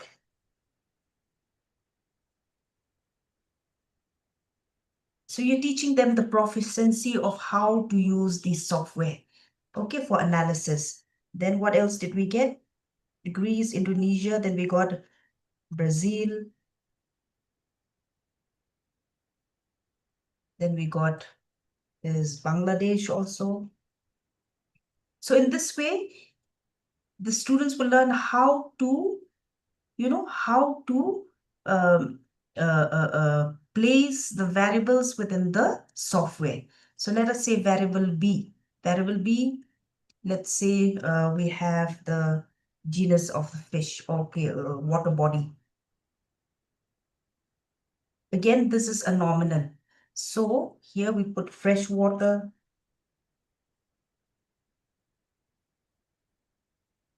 Then we put marine water, whatever the specification is. Then you put the brackish. And again, let's say next one is again fresh water.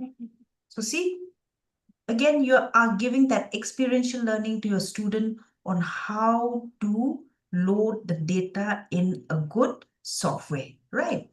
So after you have done, then they will go for the analysis. Okay, let me just give you my previous work, which I have done, taking from my teachers only. I think Utpal is also one of the respondent. Utpal, are you still there? Yes, ma'am, I'm there. So I think you're also one of the respondents. Of course, this is only for Yes. the teachers. This is only for the female teachers. And I have only 200 something. I have only 200. Okay, 240. So now you have asked the students to fill up these variables along with the cases here. Then let them go for the test. Again, for the test, this is important. The levels of measurement. How will you measure each variable? How will you measure each variable? So if it is a categorical variable, you will know what to use. Okay. First, you start with what? You start with the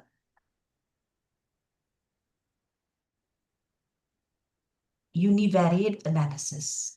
Okay, univariate analysis. From there, your students can write a story for whatever topic you have given them. Then next, they can go to the bivariate. That means you're taking two variables at a time. Then next, they can go to the multivariate analysis.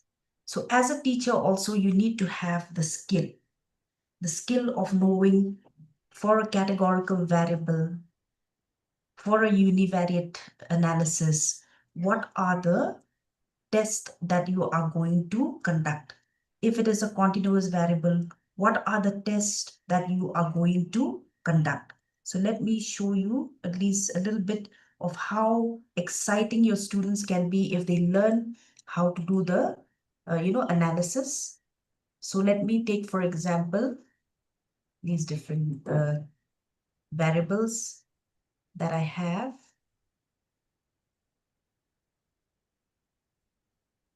Could not read. Okay, so let me take these. See, in fraction of a second, sorry, 1 second. These are categorical, so this is important. So I have to remove all these because I cannot run these for a frequency table. See, in a fraction of a second, the results are there. Okay, the results are there. So they can see from these results, whatever they're getting, they can weave a wonderful academic writing. Okay, academic writing.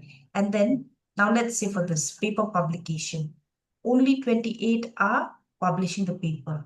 Then questions will come to their mind. Why? Then they will go and search for answers to it. Okay, so this is what one experiential learning that you can give to your student. Then let me remove this. Let me bring this teaching experience. Here I will need these. Course frequency I will not need. Let's just, okay, let's take only that. See, I'm getting all these. These numbers again will excite them to prompt them to have questions in their mind, and ultimately these questions will again lead them to explore for answers, to look for answers. So if you start teaching in this way, if this can be one of your pedagogical approach towards the learning outcome of what you are teaching, ultimately your students will be able to be productive in future. Okay, so again, if you look at the, if you want to study a, bivariate analysis, let me take this and this. So what are they interested in? Looking for the association or relatedness of what they're studying. So in this way also they will know how to combine. Then the results that they get from here, that means evidence is in front of them for whatever they are writing. So there is an evidence for each and everything that they are writing. So let me just show you.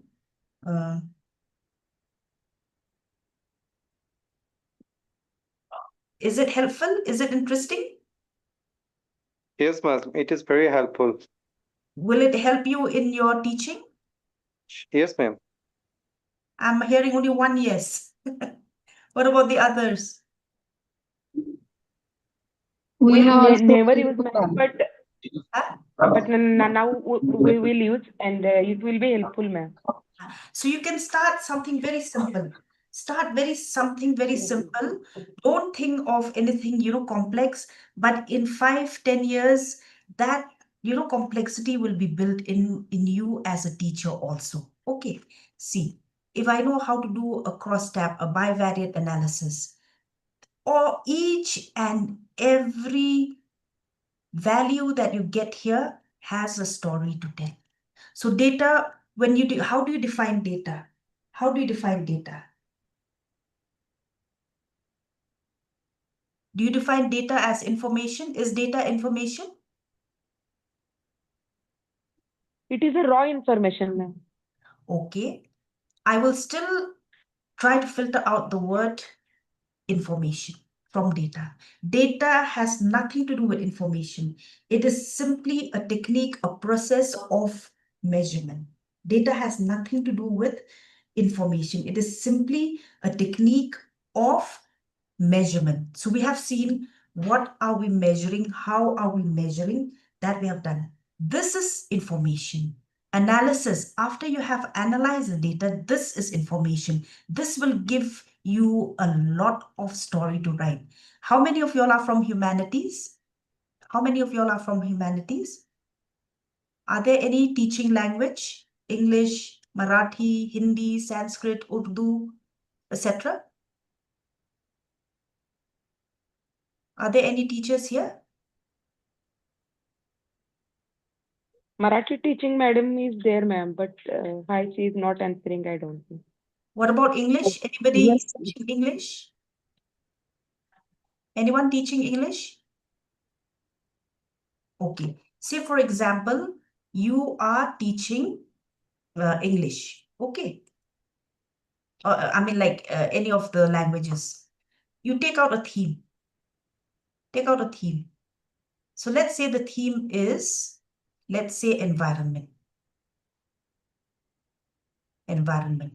Okay. And what is the competency that you want to build in your students? What is the competency? Let's say writing.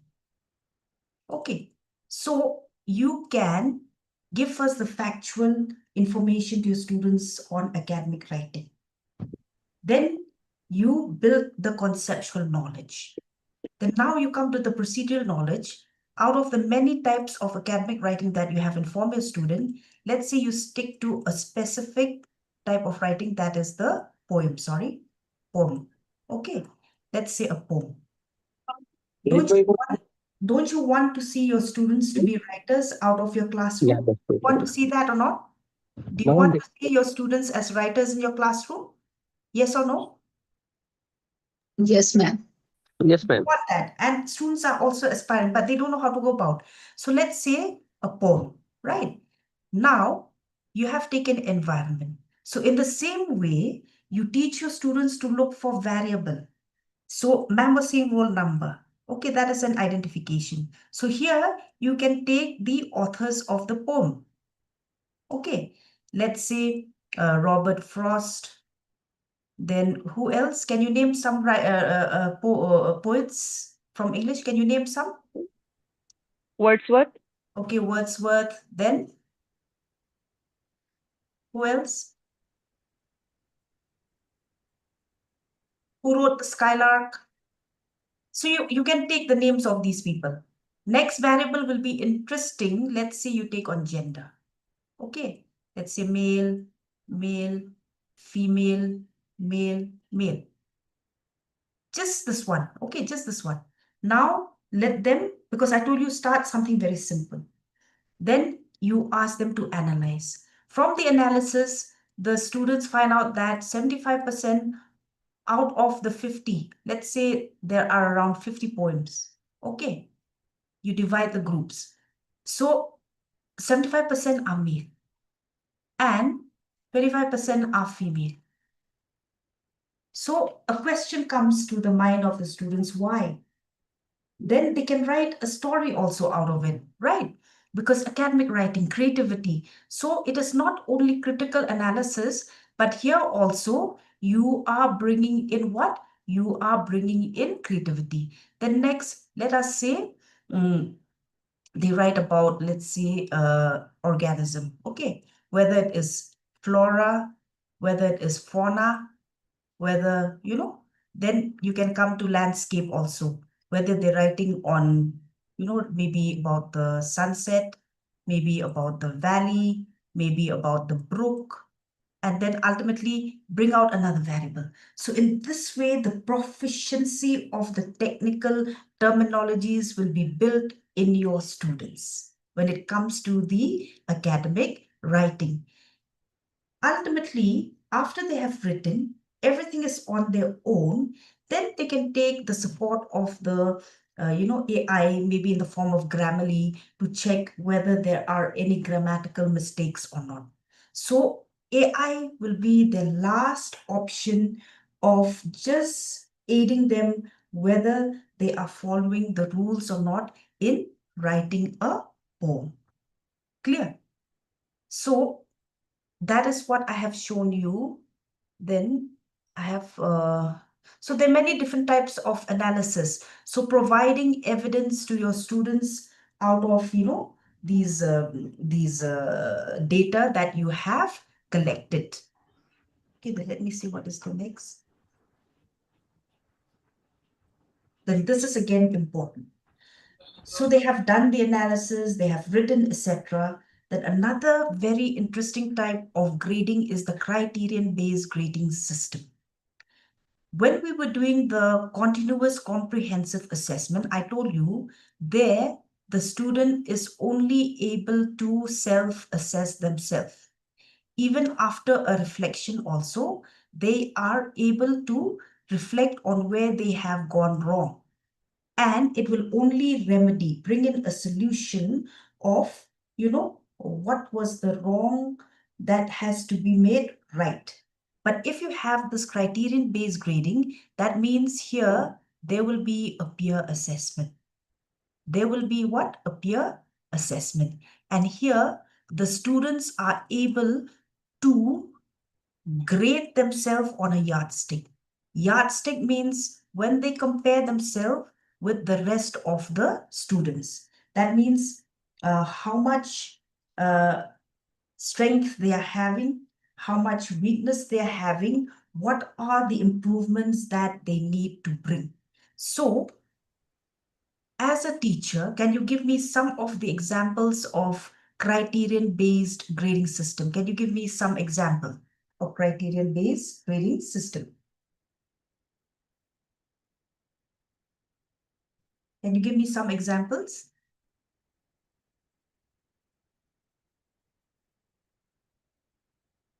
What about a seminar presentation? So here you want to test the students, right? So you can give maybe, let's say, the criterion. Okay, what are the criterions or the parameters that you can test your student? What will be the criterion or the parameters where you can test your student? Let's say the quality of their presentation, whether the content quality is good or not, whether the content quantity is enough or not, okay, to provide the knowledge on that particular topic. And then another criterion will be the presentation skill. And then another one would be time management. Then whether they can answer the question or not, question and answer. So you have these criterions and you can put a value to each of these criterions. Okay, you can put a value. So ultimately, students are having that peer learning environment, and it will gradually build in the confidence in the student, and you are preparing them for the future. Okay. So apart from a seminar presentation, can you give me some other example of criterion-based grading system? Can you give me some other? Project method, ma'am. No, project will come more like an assignment. Okay, project will be more Okay. like an assignment. What about a debate? What about a Okay. debate? What about an extempo? Right? Then you can have a brainstorming session also, because ultimately they have gathered the knowledge now. They already have the knowledge. So you can have a brainstorming. So debate. You can put two groups, one in opposition and one, for and one against for a particular topic. Say, for example, what we're talking about the biodiversity. We can have a good debate on, environmental issues. So we can have an active debate, whether that technique is really, adding to the problems of the environmental issues, because we are running these experimentation, taking the resources from the natural environment. So we can have a good debate. And ultimately, what would be the solution? What would be the solution towards this problem? So you are inculcating all the requirements of what NEP 2020 is, having that vision for that holistic, comprehensive, value-added learning of your students within the classroom. So for debate, for brainstorming, you can use the rubrics. Okay, you can use the rubrics. So as a teacher, you can take the help of the AI also how to construct these rubrics, because we may not be good in the construction of rubrics. So ethically, if we use the AI for our, educational purposes, then there is no issues or problems at all. But suppose now you ask AI to write a paper for you and submit it for a publication, then that is highly, highly unethical. That is highly, highly unethical. But if you use it for the educational purposes where you have a weakness, then you can go ahead. There is no harm at all in using the AI. So rubrics is also very, very interesting. Do you have any idea on rubrics? Do you have any idea on rubrics? Yes, ma'am, it is a qualitative tool of assessment. Okay, so you're correct, ma'am. So you can have, again, criterions, maybe 5 criterions or 4 criterions or 3 criterions to judge your students. So now, Yes, ma'am. do you think that this is again very, very, very much required? It is a need in your classroom. Do you think it is a need in your classroom? Yes, ma'am. So for each semester, of course, this you cannot run for each and every topic, but at least you can run for one important topic that will serve the purpose of understanding, having comprehensive knowledge of the entire subunit that you are teaching. So continuous comprehensive assessment is a requirement for each and every topic. You have realized that? Yes or no? Yes, ma'am. Continuous comprehensive formative assessment is mandatory for each and every topic, because we have seen that if a student fail, then ultimately that fail is like a chain reaction. A failure in the first step will be a disaster at the end. So when they write, the information that they're giving will be wrong, because now we will be using, no doubt, these statistical software. Okay, we will be using these statistical software. Now, for example, say in this case, descriptives. Okay, say here, I am keeping the categorical variable, but at the same time, all these are being clicked, right? See, it is giving me the result. It is giving, right? So why will it not give the result? Because in this case, the software does not understand what exactly you want, but it will operate on whatever information you are asking them to do. So ultimately, the students will be giving the wrong information.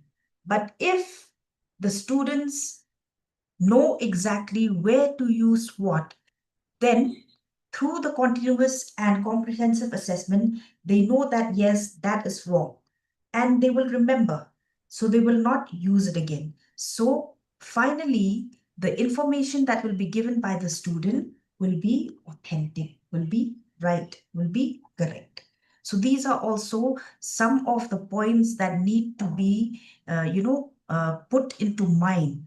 As teachers, we need to be mindful. So this is again another type of grading system that is going to be really helpful to all our students. So finally, test. Put your mechanism, put your strategy to test.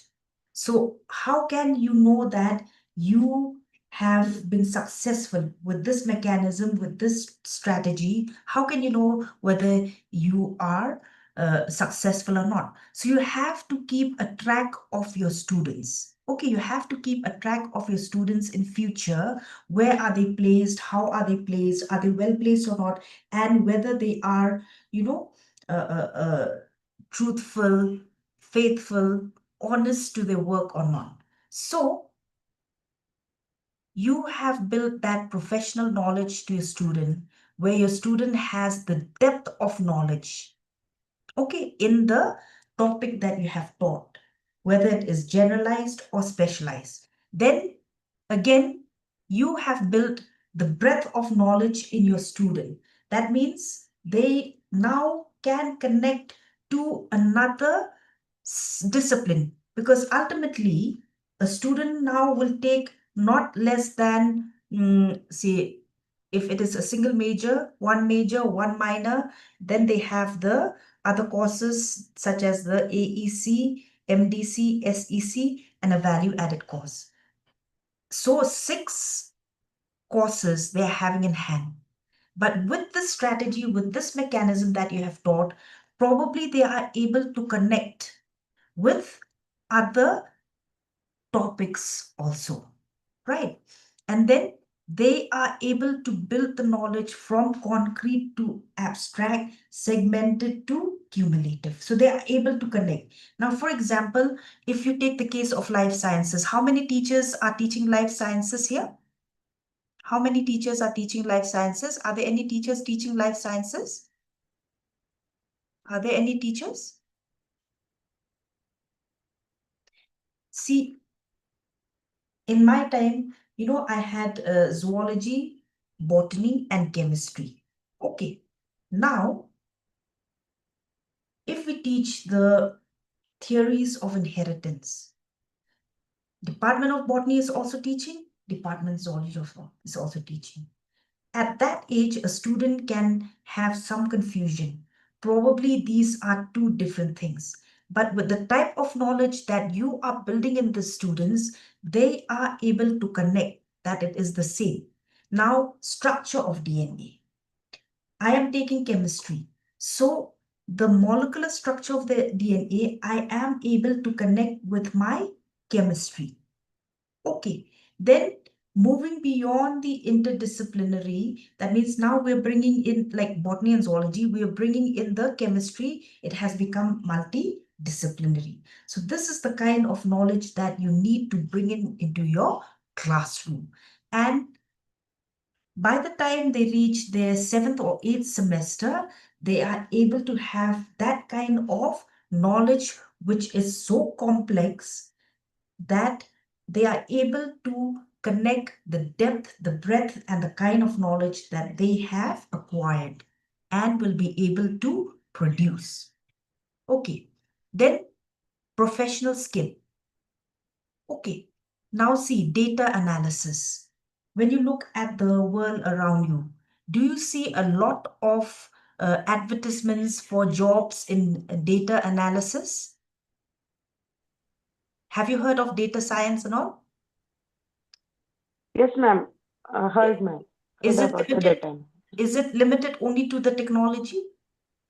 Is it limited only to the hard science that is engineering? But now, whether you are from history or political science, excuse, or humanities, see, you can generate a lot of data. Yes or no? Yes, ma'am.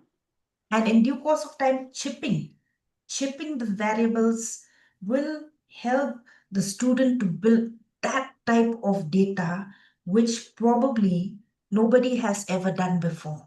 So new theories, new techniques, new methodologies will may be generated from your classroom. So here you're building the professional skills where they are able to analyze critically, logically, then they are able to bring in the the creativity.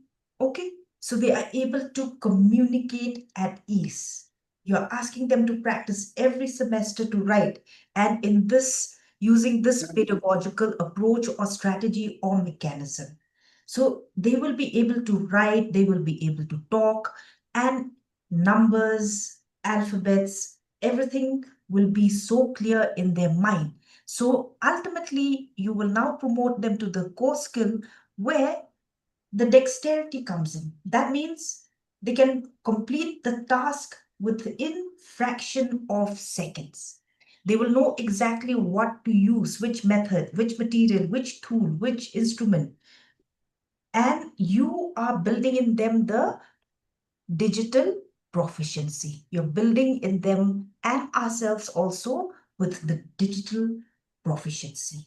And ultimately, your students will learn to take responsibility. How they manage with, the own environment, how they manage outside their environment. So, not only for themselves, but even for others, and how they can bring in a change because the knowledge helps them to bring in a change. They don't have to test and retest because they have done it in the classroom. And ultimately, they will learn to take accountability.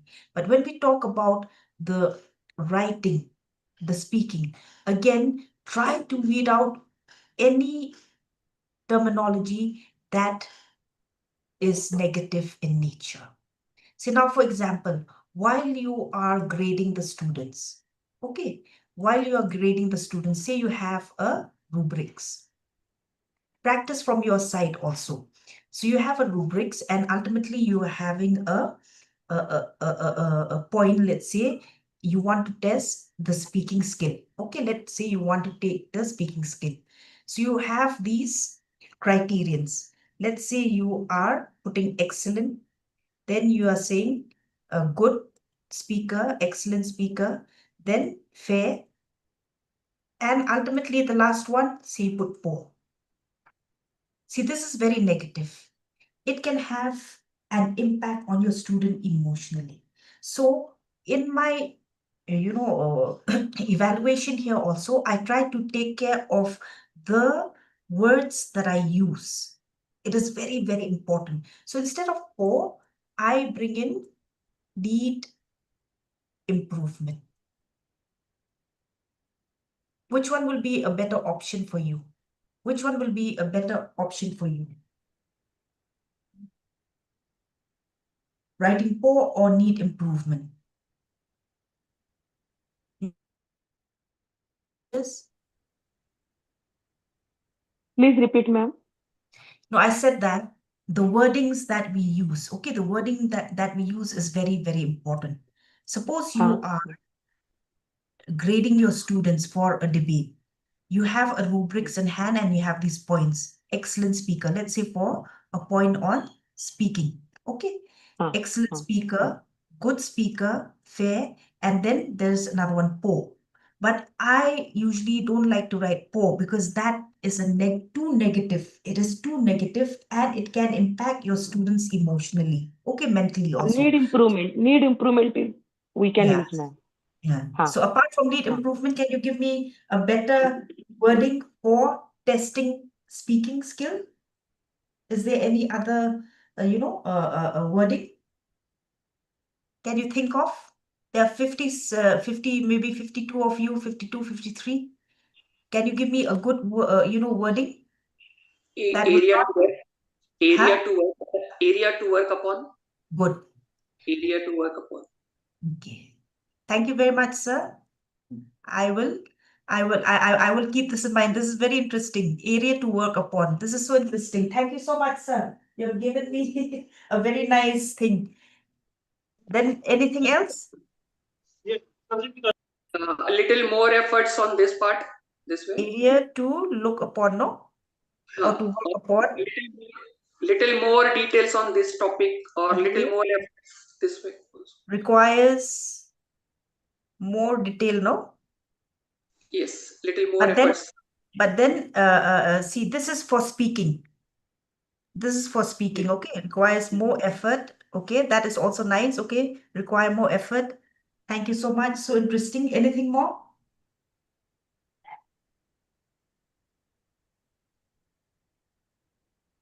Anything? Doing guidance, ma'am. Huh? To give guidance to the students. To? For guidance. Okay. Require further guidance? Mm. Okay. So when you use these also, you just check whether it really, matches with your point of measurement or not, whether it matches with your point of measurement or not. Okay. Then again, when we talk about all these, you have to teach your students, that they have to have that respect. Respect is very, very important.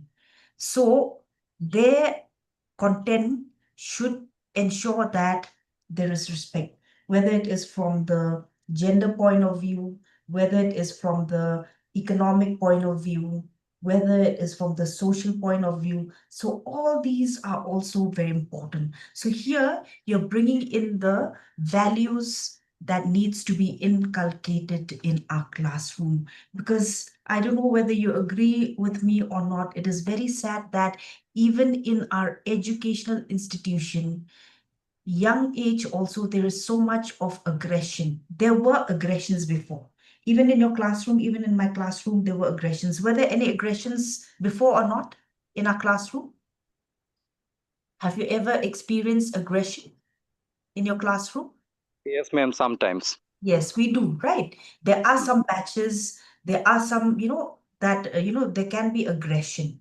But then, do you think that this level of aggression has gone to the point where you do not value your own peer any longer? Do you agree with me? There is no more valuation. Forget respect. Forget respect. No more valuation of your own peer. We have seen in the newspaper just yesterday the stabbing of the child in one of the schools in our country. Have you seen that? Did you see that Yes, ma'am.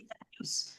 So don't you think that we as teachers, we need to be so responsible in our classroom? Accountability. Don't you think that we need to be accountable in our classroom? Yes or Yes, no? ma'am. Yes, So ma'am. we really have to take care. It is in our hands, because our students are spending much of the hours with us rather than with the families. They're spending so much of hours with us rather than the family. So even if the family is not, normal, the classroom teaching that we carry or conduct, these students can have a positive impact on correcting any abnormalities within their own space at their home. Do you agree with me? Do you agree with me? Yes, ma'am. Okay, so keep in mind these important, domains that need to be taken care of when we are, teaching in the classroom. So I have come to the end of my talk. And I've taken this verse from the Bible, that is from Psalm 90:12. So us learn, let us be taught on how to number our days aright. Because when we talk about creditization, creditization speaks about what? It speaks about hours, it speaks about duration. So let us gain, that learning, that teaching, and how to number our days aright, that we may gain a heart of wisdom. So this will be a practice, it is a habit. If you start now with a very small topic, using this methodology, using this approach, then in future you will really gain so much of wisdom and you will bring in the improvement. See, I have been discussing this topic with my teachers for many years, maybe for over 10 years. But with each talk that I have, I realize where are my gaps. So I try to bring in the corrections. And ultimately, the duration of how much I take before and now again have changed, because I have gained that wisdom in how to discuss on this particular topic. So do you know what this picture is? Have you ever heard of this picture or come across this picture? Are you aware? What is this? Any idea? It seems like bridge, What Nat- bridge? natural bridge, like. Have you heard of the Living Root Bridge in Meghalaya? Madam ये मिजोरम में है ये नहीं, ये मेघालय में, मेरा state पे। मेघालय में हाँ हाँ, ये मेरा स्टेट पे है, ये लिविंग रूट ब्रिज है। हाँ ma'am So let this, are you is it a wonder, is it an awe to see this bridge in your lifetime? Yes or no? Yes, No, ma'am. ma'am. Yes ma'am yes No, ma'am not like this. It is The- different, ma'am. These people who built these bridges, are they scientists? Are they scientists? No. No. Rural people. Are they educators? No. Do they have the knowledge? Yes. And this is what NEP is trying to do, to bridge, to recognize the prior knowledge. It is trying to bridge the general education and the skill education.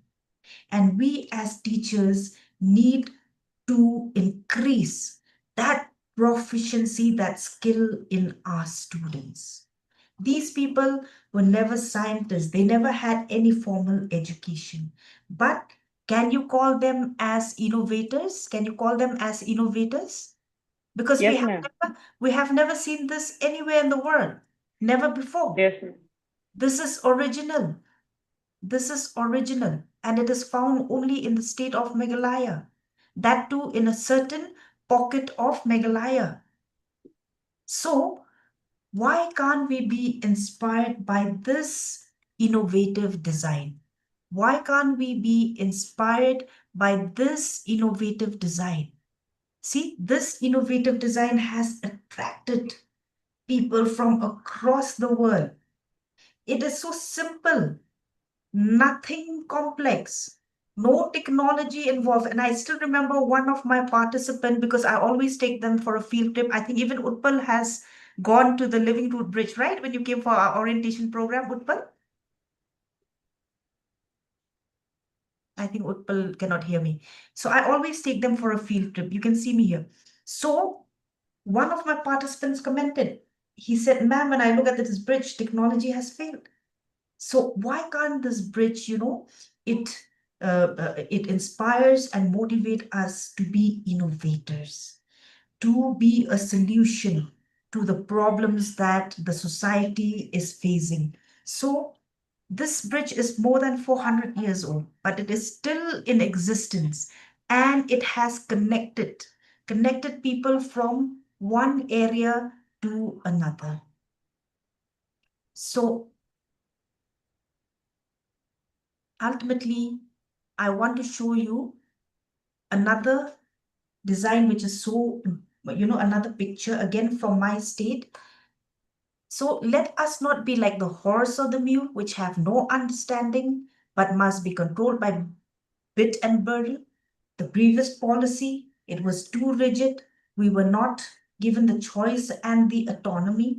But now with NEP 2020, we are given the choice, we are given the autonomy. So let us make the full benefit out of this autonomy given to us so that we can attract our students.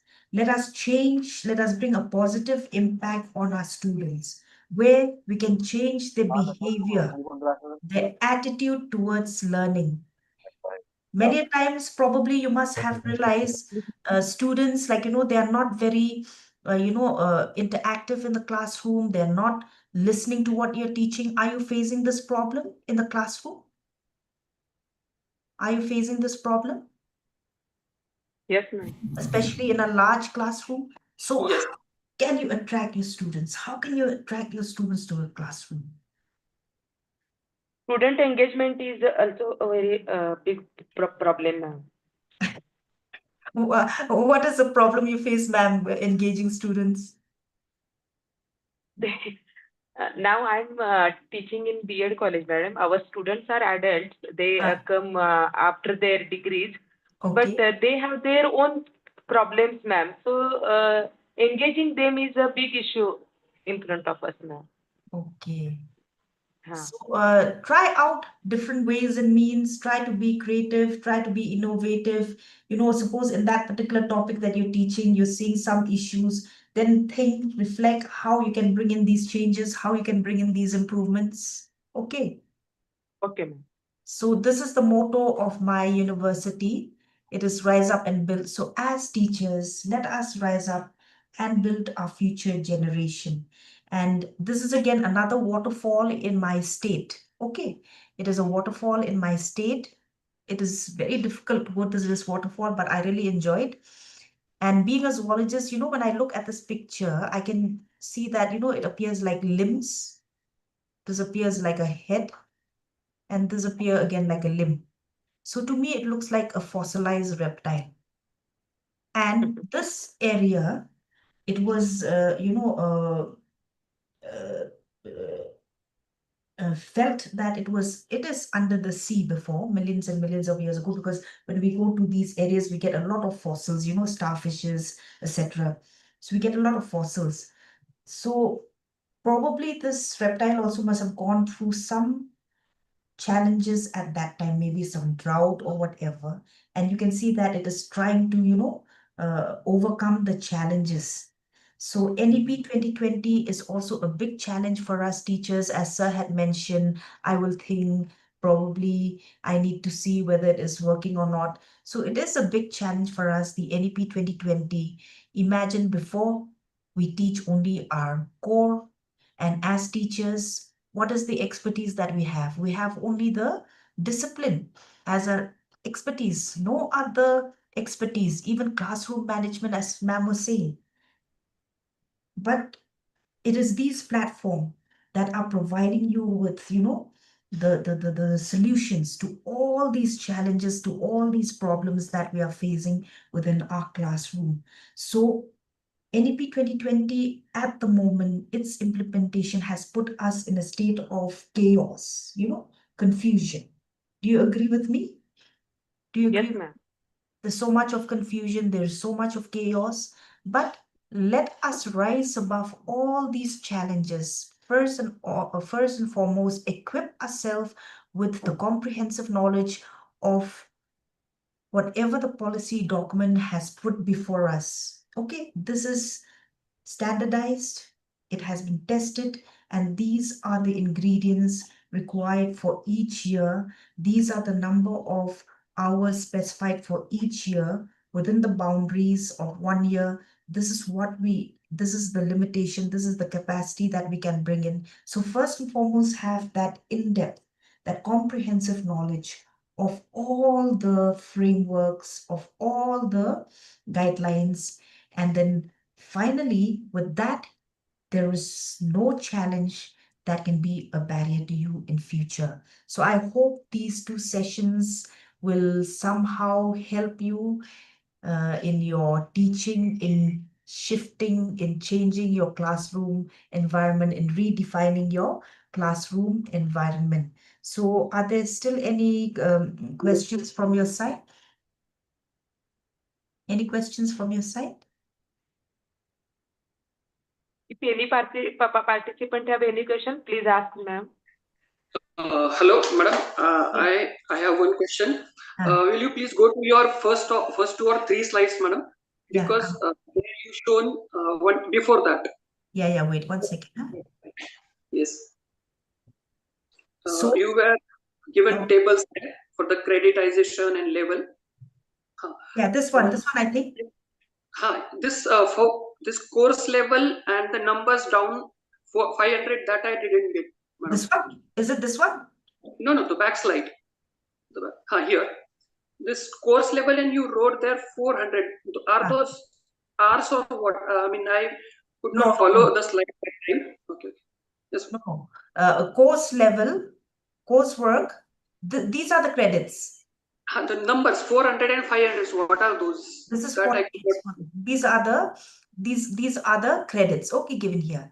So Yes. when you talk about the course level, that means in terms of 400, 500, that means it has been adjusted, okay, adjusted right from the first year of undergraduate level to the postgraduate level. But what the numbers signify? That's what I'm telling you. The numbers, it signifies that this particular student has this course level. That means they have completed, okay, their learning right from the first year undergraduate program right up to the 5th year. In this case, if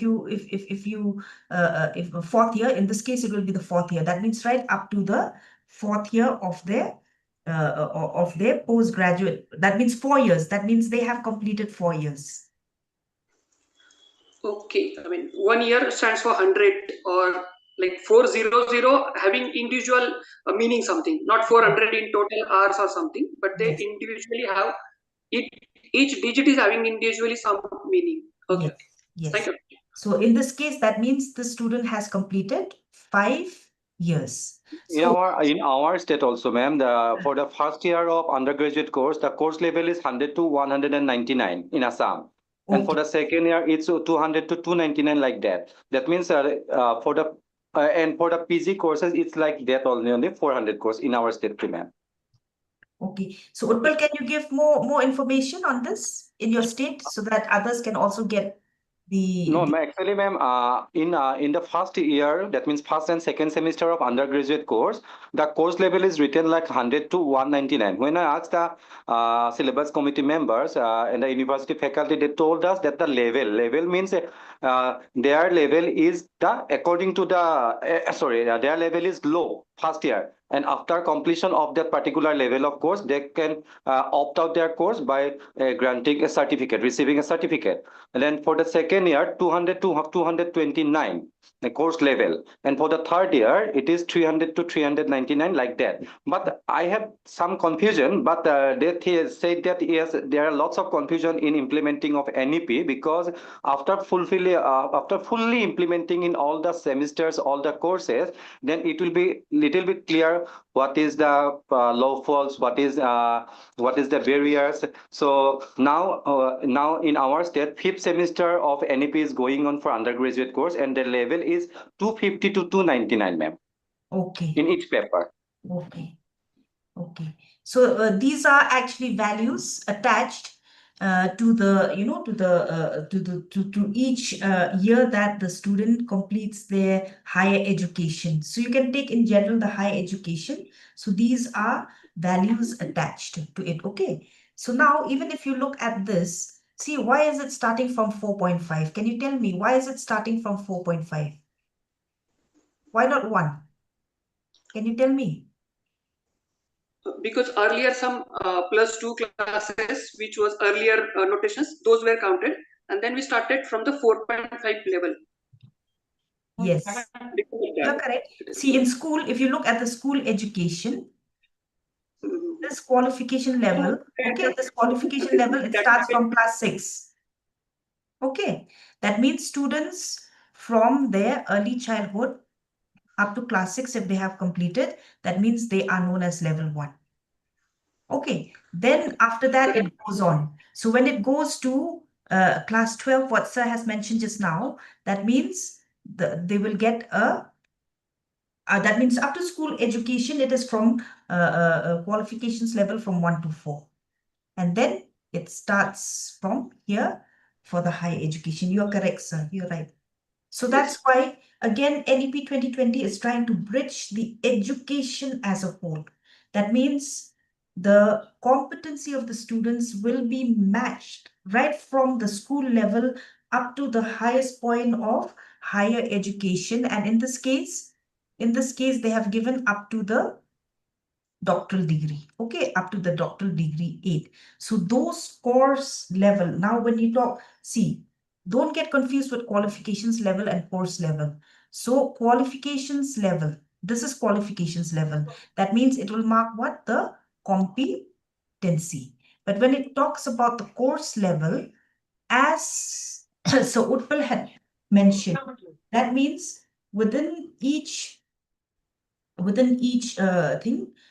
each semester, how many courses the students are taking. Okay, how many courses the students are taking, and what is the marking? What is the total marking for each course? So what will be the total? So in this way, this is how the course level is being measured. You get the point, sir? Yes, madam. It is related to course score. May be used for the course score, but For that example, meaning I understand. say for example, one course is say out of 75 marks. Other courses out of 100. What is the marking of your course? What is the marking of your course? Is it out of 75 or out of 100? For a paper, say for a core paper, your core paper is out of how much? For the end examination. Huh? For an end examination, semester examination, yes. How much? Ma'am, it's 50, very each, total actually. 100. So see, some of them are 75, some of them are 100. So again, Yeah, some are 50 also, ma'am. 2 credit Okay. courses are 50 also. There's 50 also. So okay, so you combine all, that means it has its own weight also. That means the performance of the student, okay, for the different courses within a semester. So what is the marking? What is the weight of each course? What is the weight of each paper? So that combined together is known as the course level. You get the idea? So Yes. Utpal was saying, see, in case of Utpal, it is 299. Yes. In some other institution, it may be something else. So Yes, ma'am. in the morning, I heard one of the teachers mentioning that there is no uniformity, and that is so true. NEP 2020 wants uniformity across the country, whether it is in form of choice of courses. See, some of the institution have double major, some of the institution have single major. Okay, so exit and entry is a problem if there is no uniformity in the curriculum across the country.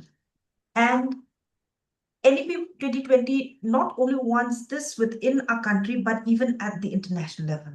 That's why the skill framework, points out that there has to be equivalence at the international level also, so that when a student moves for a job from India to another country, does not face any problem. Now, for example, suppose a student completes medicine from India. When they go to the US, can they work? Does US accept?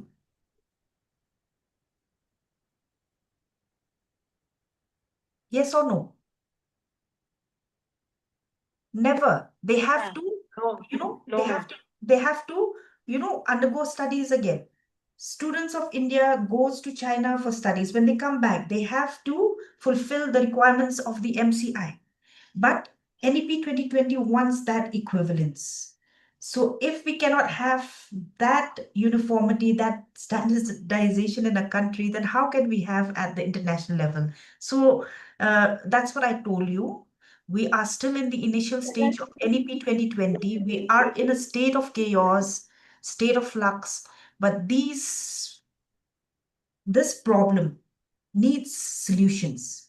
So what are the solutions? Who will come up with these solutions?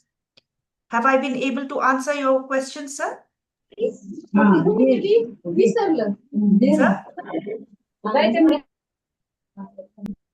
Sir, have I been able to answer your question? Number 62, ma'am is asking to you. So now, after the end of this talk, does this carry meaning to you now? How important, how pivotal we teachers have to be in terms of connecting the creditization and the qualifications? Does it make sense to you now? Does it make sense? Yes, ma'am. Okay. So it's almost 2 o'clock. We have another 5 minutes. So if there are no more questions, then I can end the session. Ma'am, please, vote of thanks will be there. Please, 1 minute. But I hope it has been helpful. Yes, ma'am. Okay, somebody wants my contact number, no? Yes, ma'am. 837203313. Okay. And then my email is Gwenda. You can send me a message because many days I have sessions like these. So if you phone me, it may be difficult, but you can always send me a message, okay? I hope this session has been helpful to all of you, not wasted. Yes, ma'am. Yes, Yeah. ma'am. Yes, ma'am. It is very helpful, ma'am. In the beginning, I think in the beginning you were a little bit stuck whether you can connect the dots or not, but after finishing everything, then it becomes like clear, no? Yes, ma'am. Yes. Roll Probably, number 4. probably in the Huh. beginning you must be thinking like, what is ma'am trying to talk? You could not really, realize like, what has this got to do with, the topic? But now it makes sense, right? Yes, ma'am. Yes, ma'am. Thank you. Thank you, ma'am. 1 minute, ma'am. Roll number 48.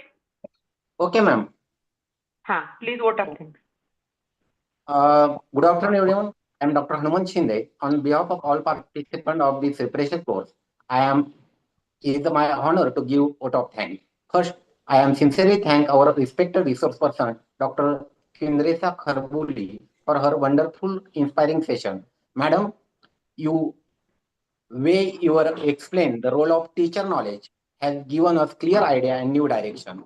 Your talk was very useful and motivating for all of us. I am also thank all participants for their active involvement and meaningful interaction, which made today's session more lively and interesting. I am special thank to organizer of this refresher course for giving us valuable learning opportunity.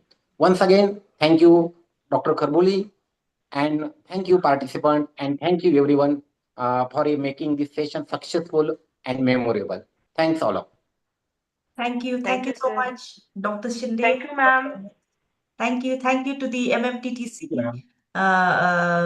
B.R. Ambedkar Marathwada University. It's really, an opportunity and joyful for me to be in touch with all of you. So see you all. Bye-bye. Bye. Bye. Bye-bye. Thank you, ma'am. Bye. Bye-bye, Bye, ma'am. ma'am. Bye-bye. Bye. See you all. Okay, thank you, ma'am.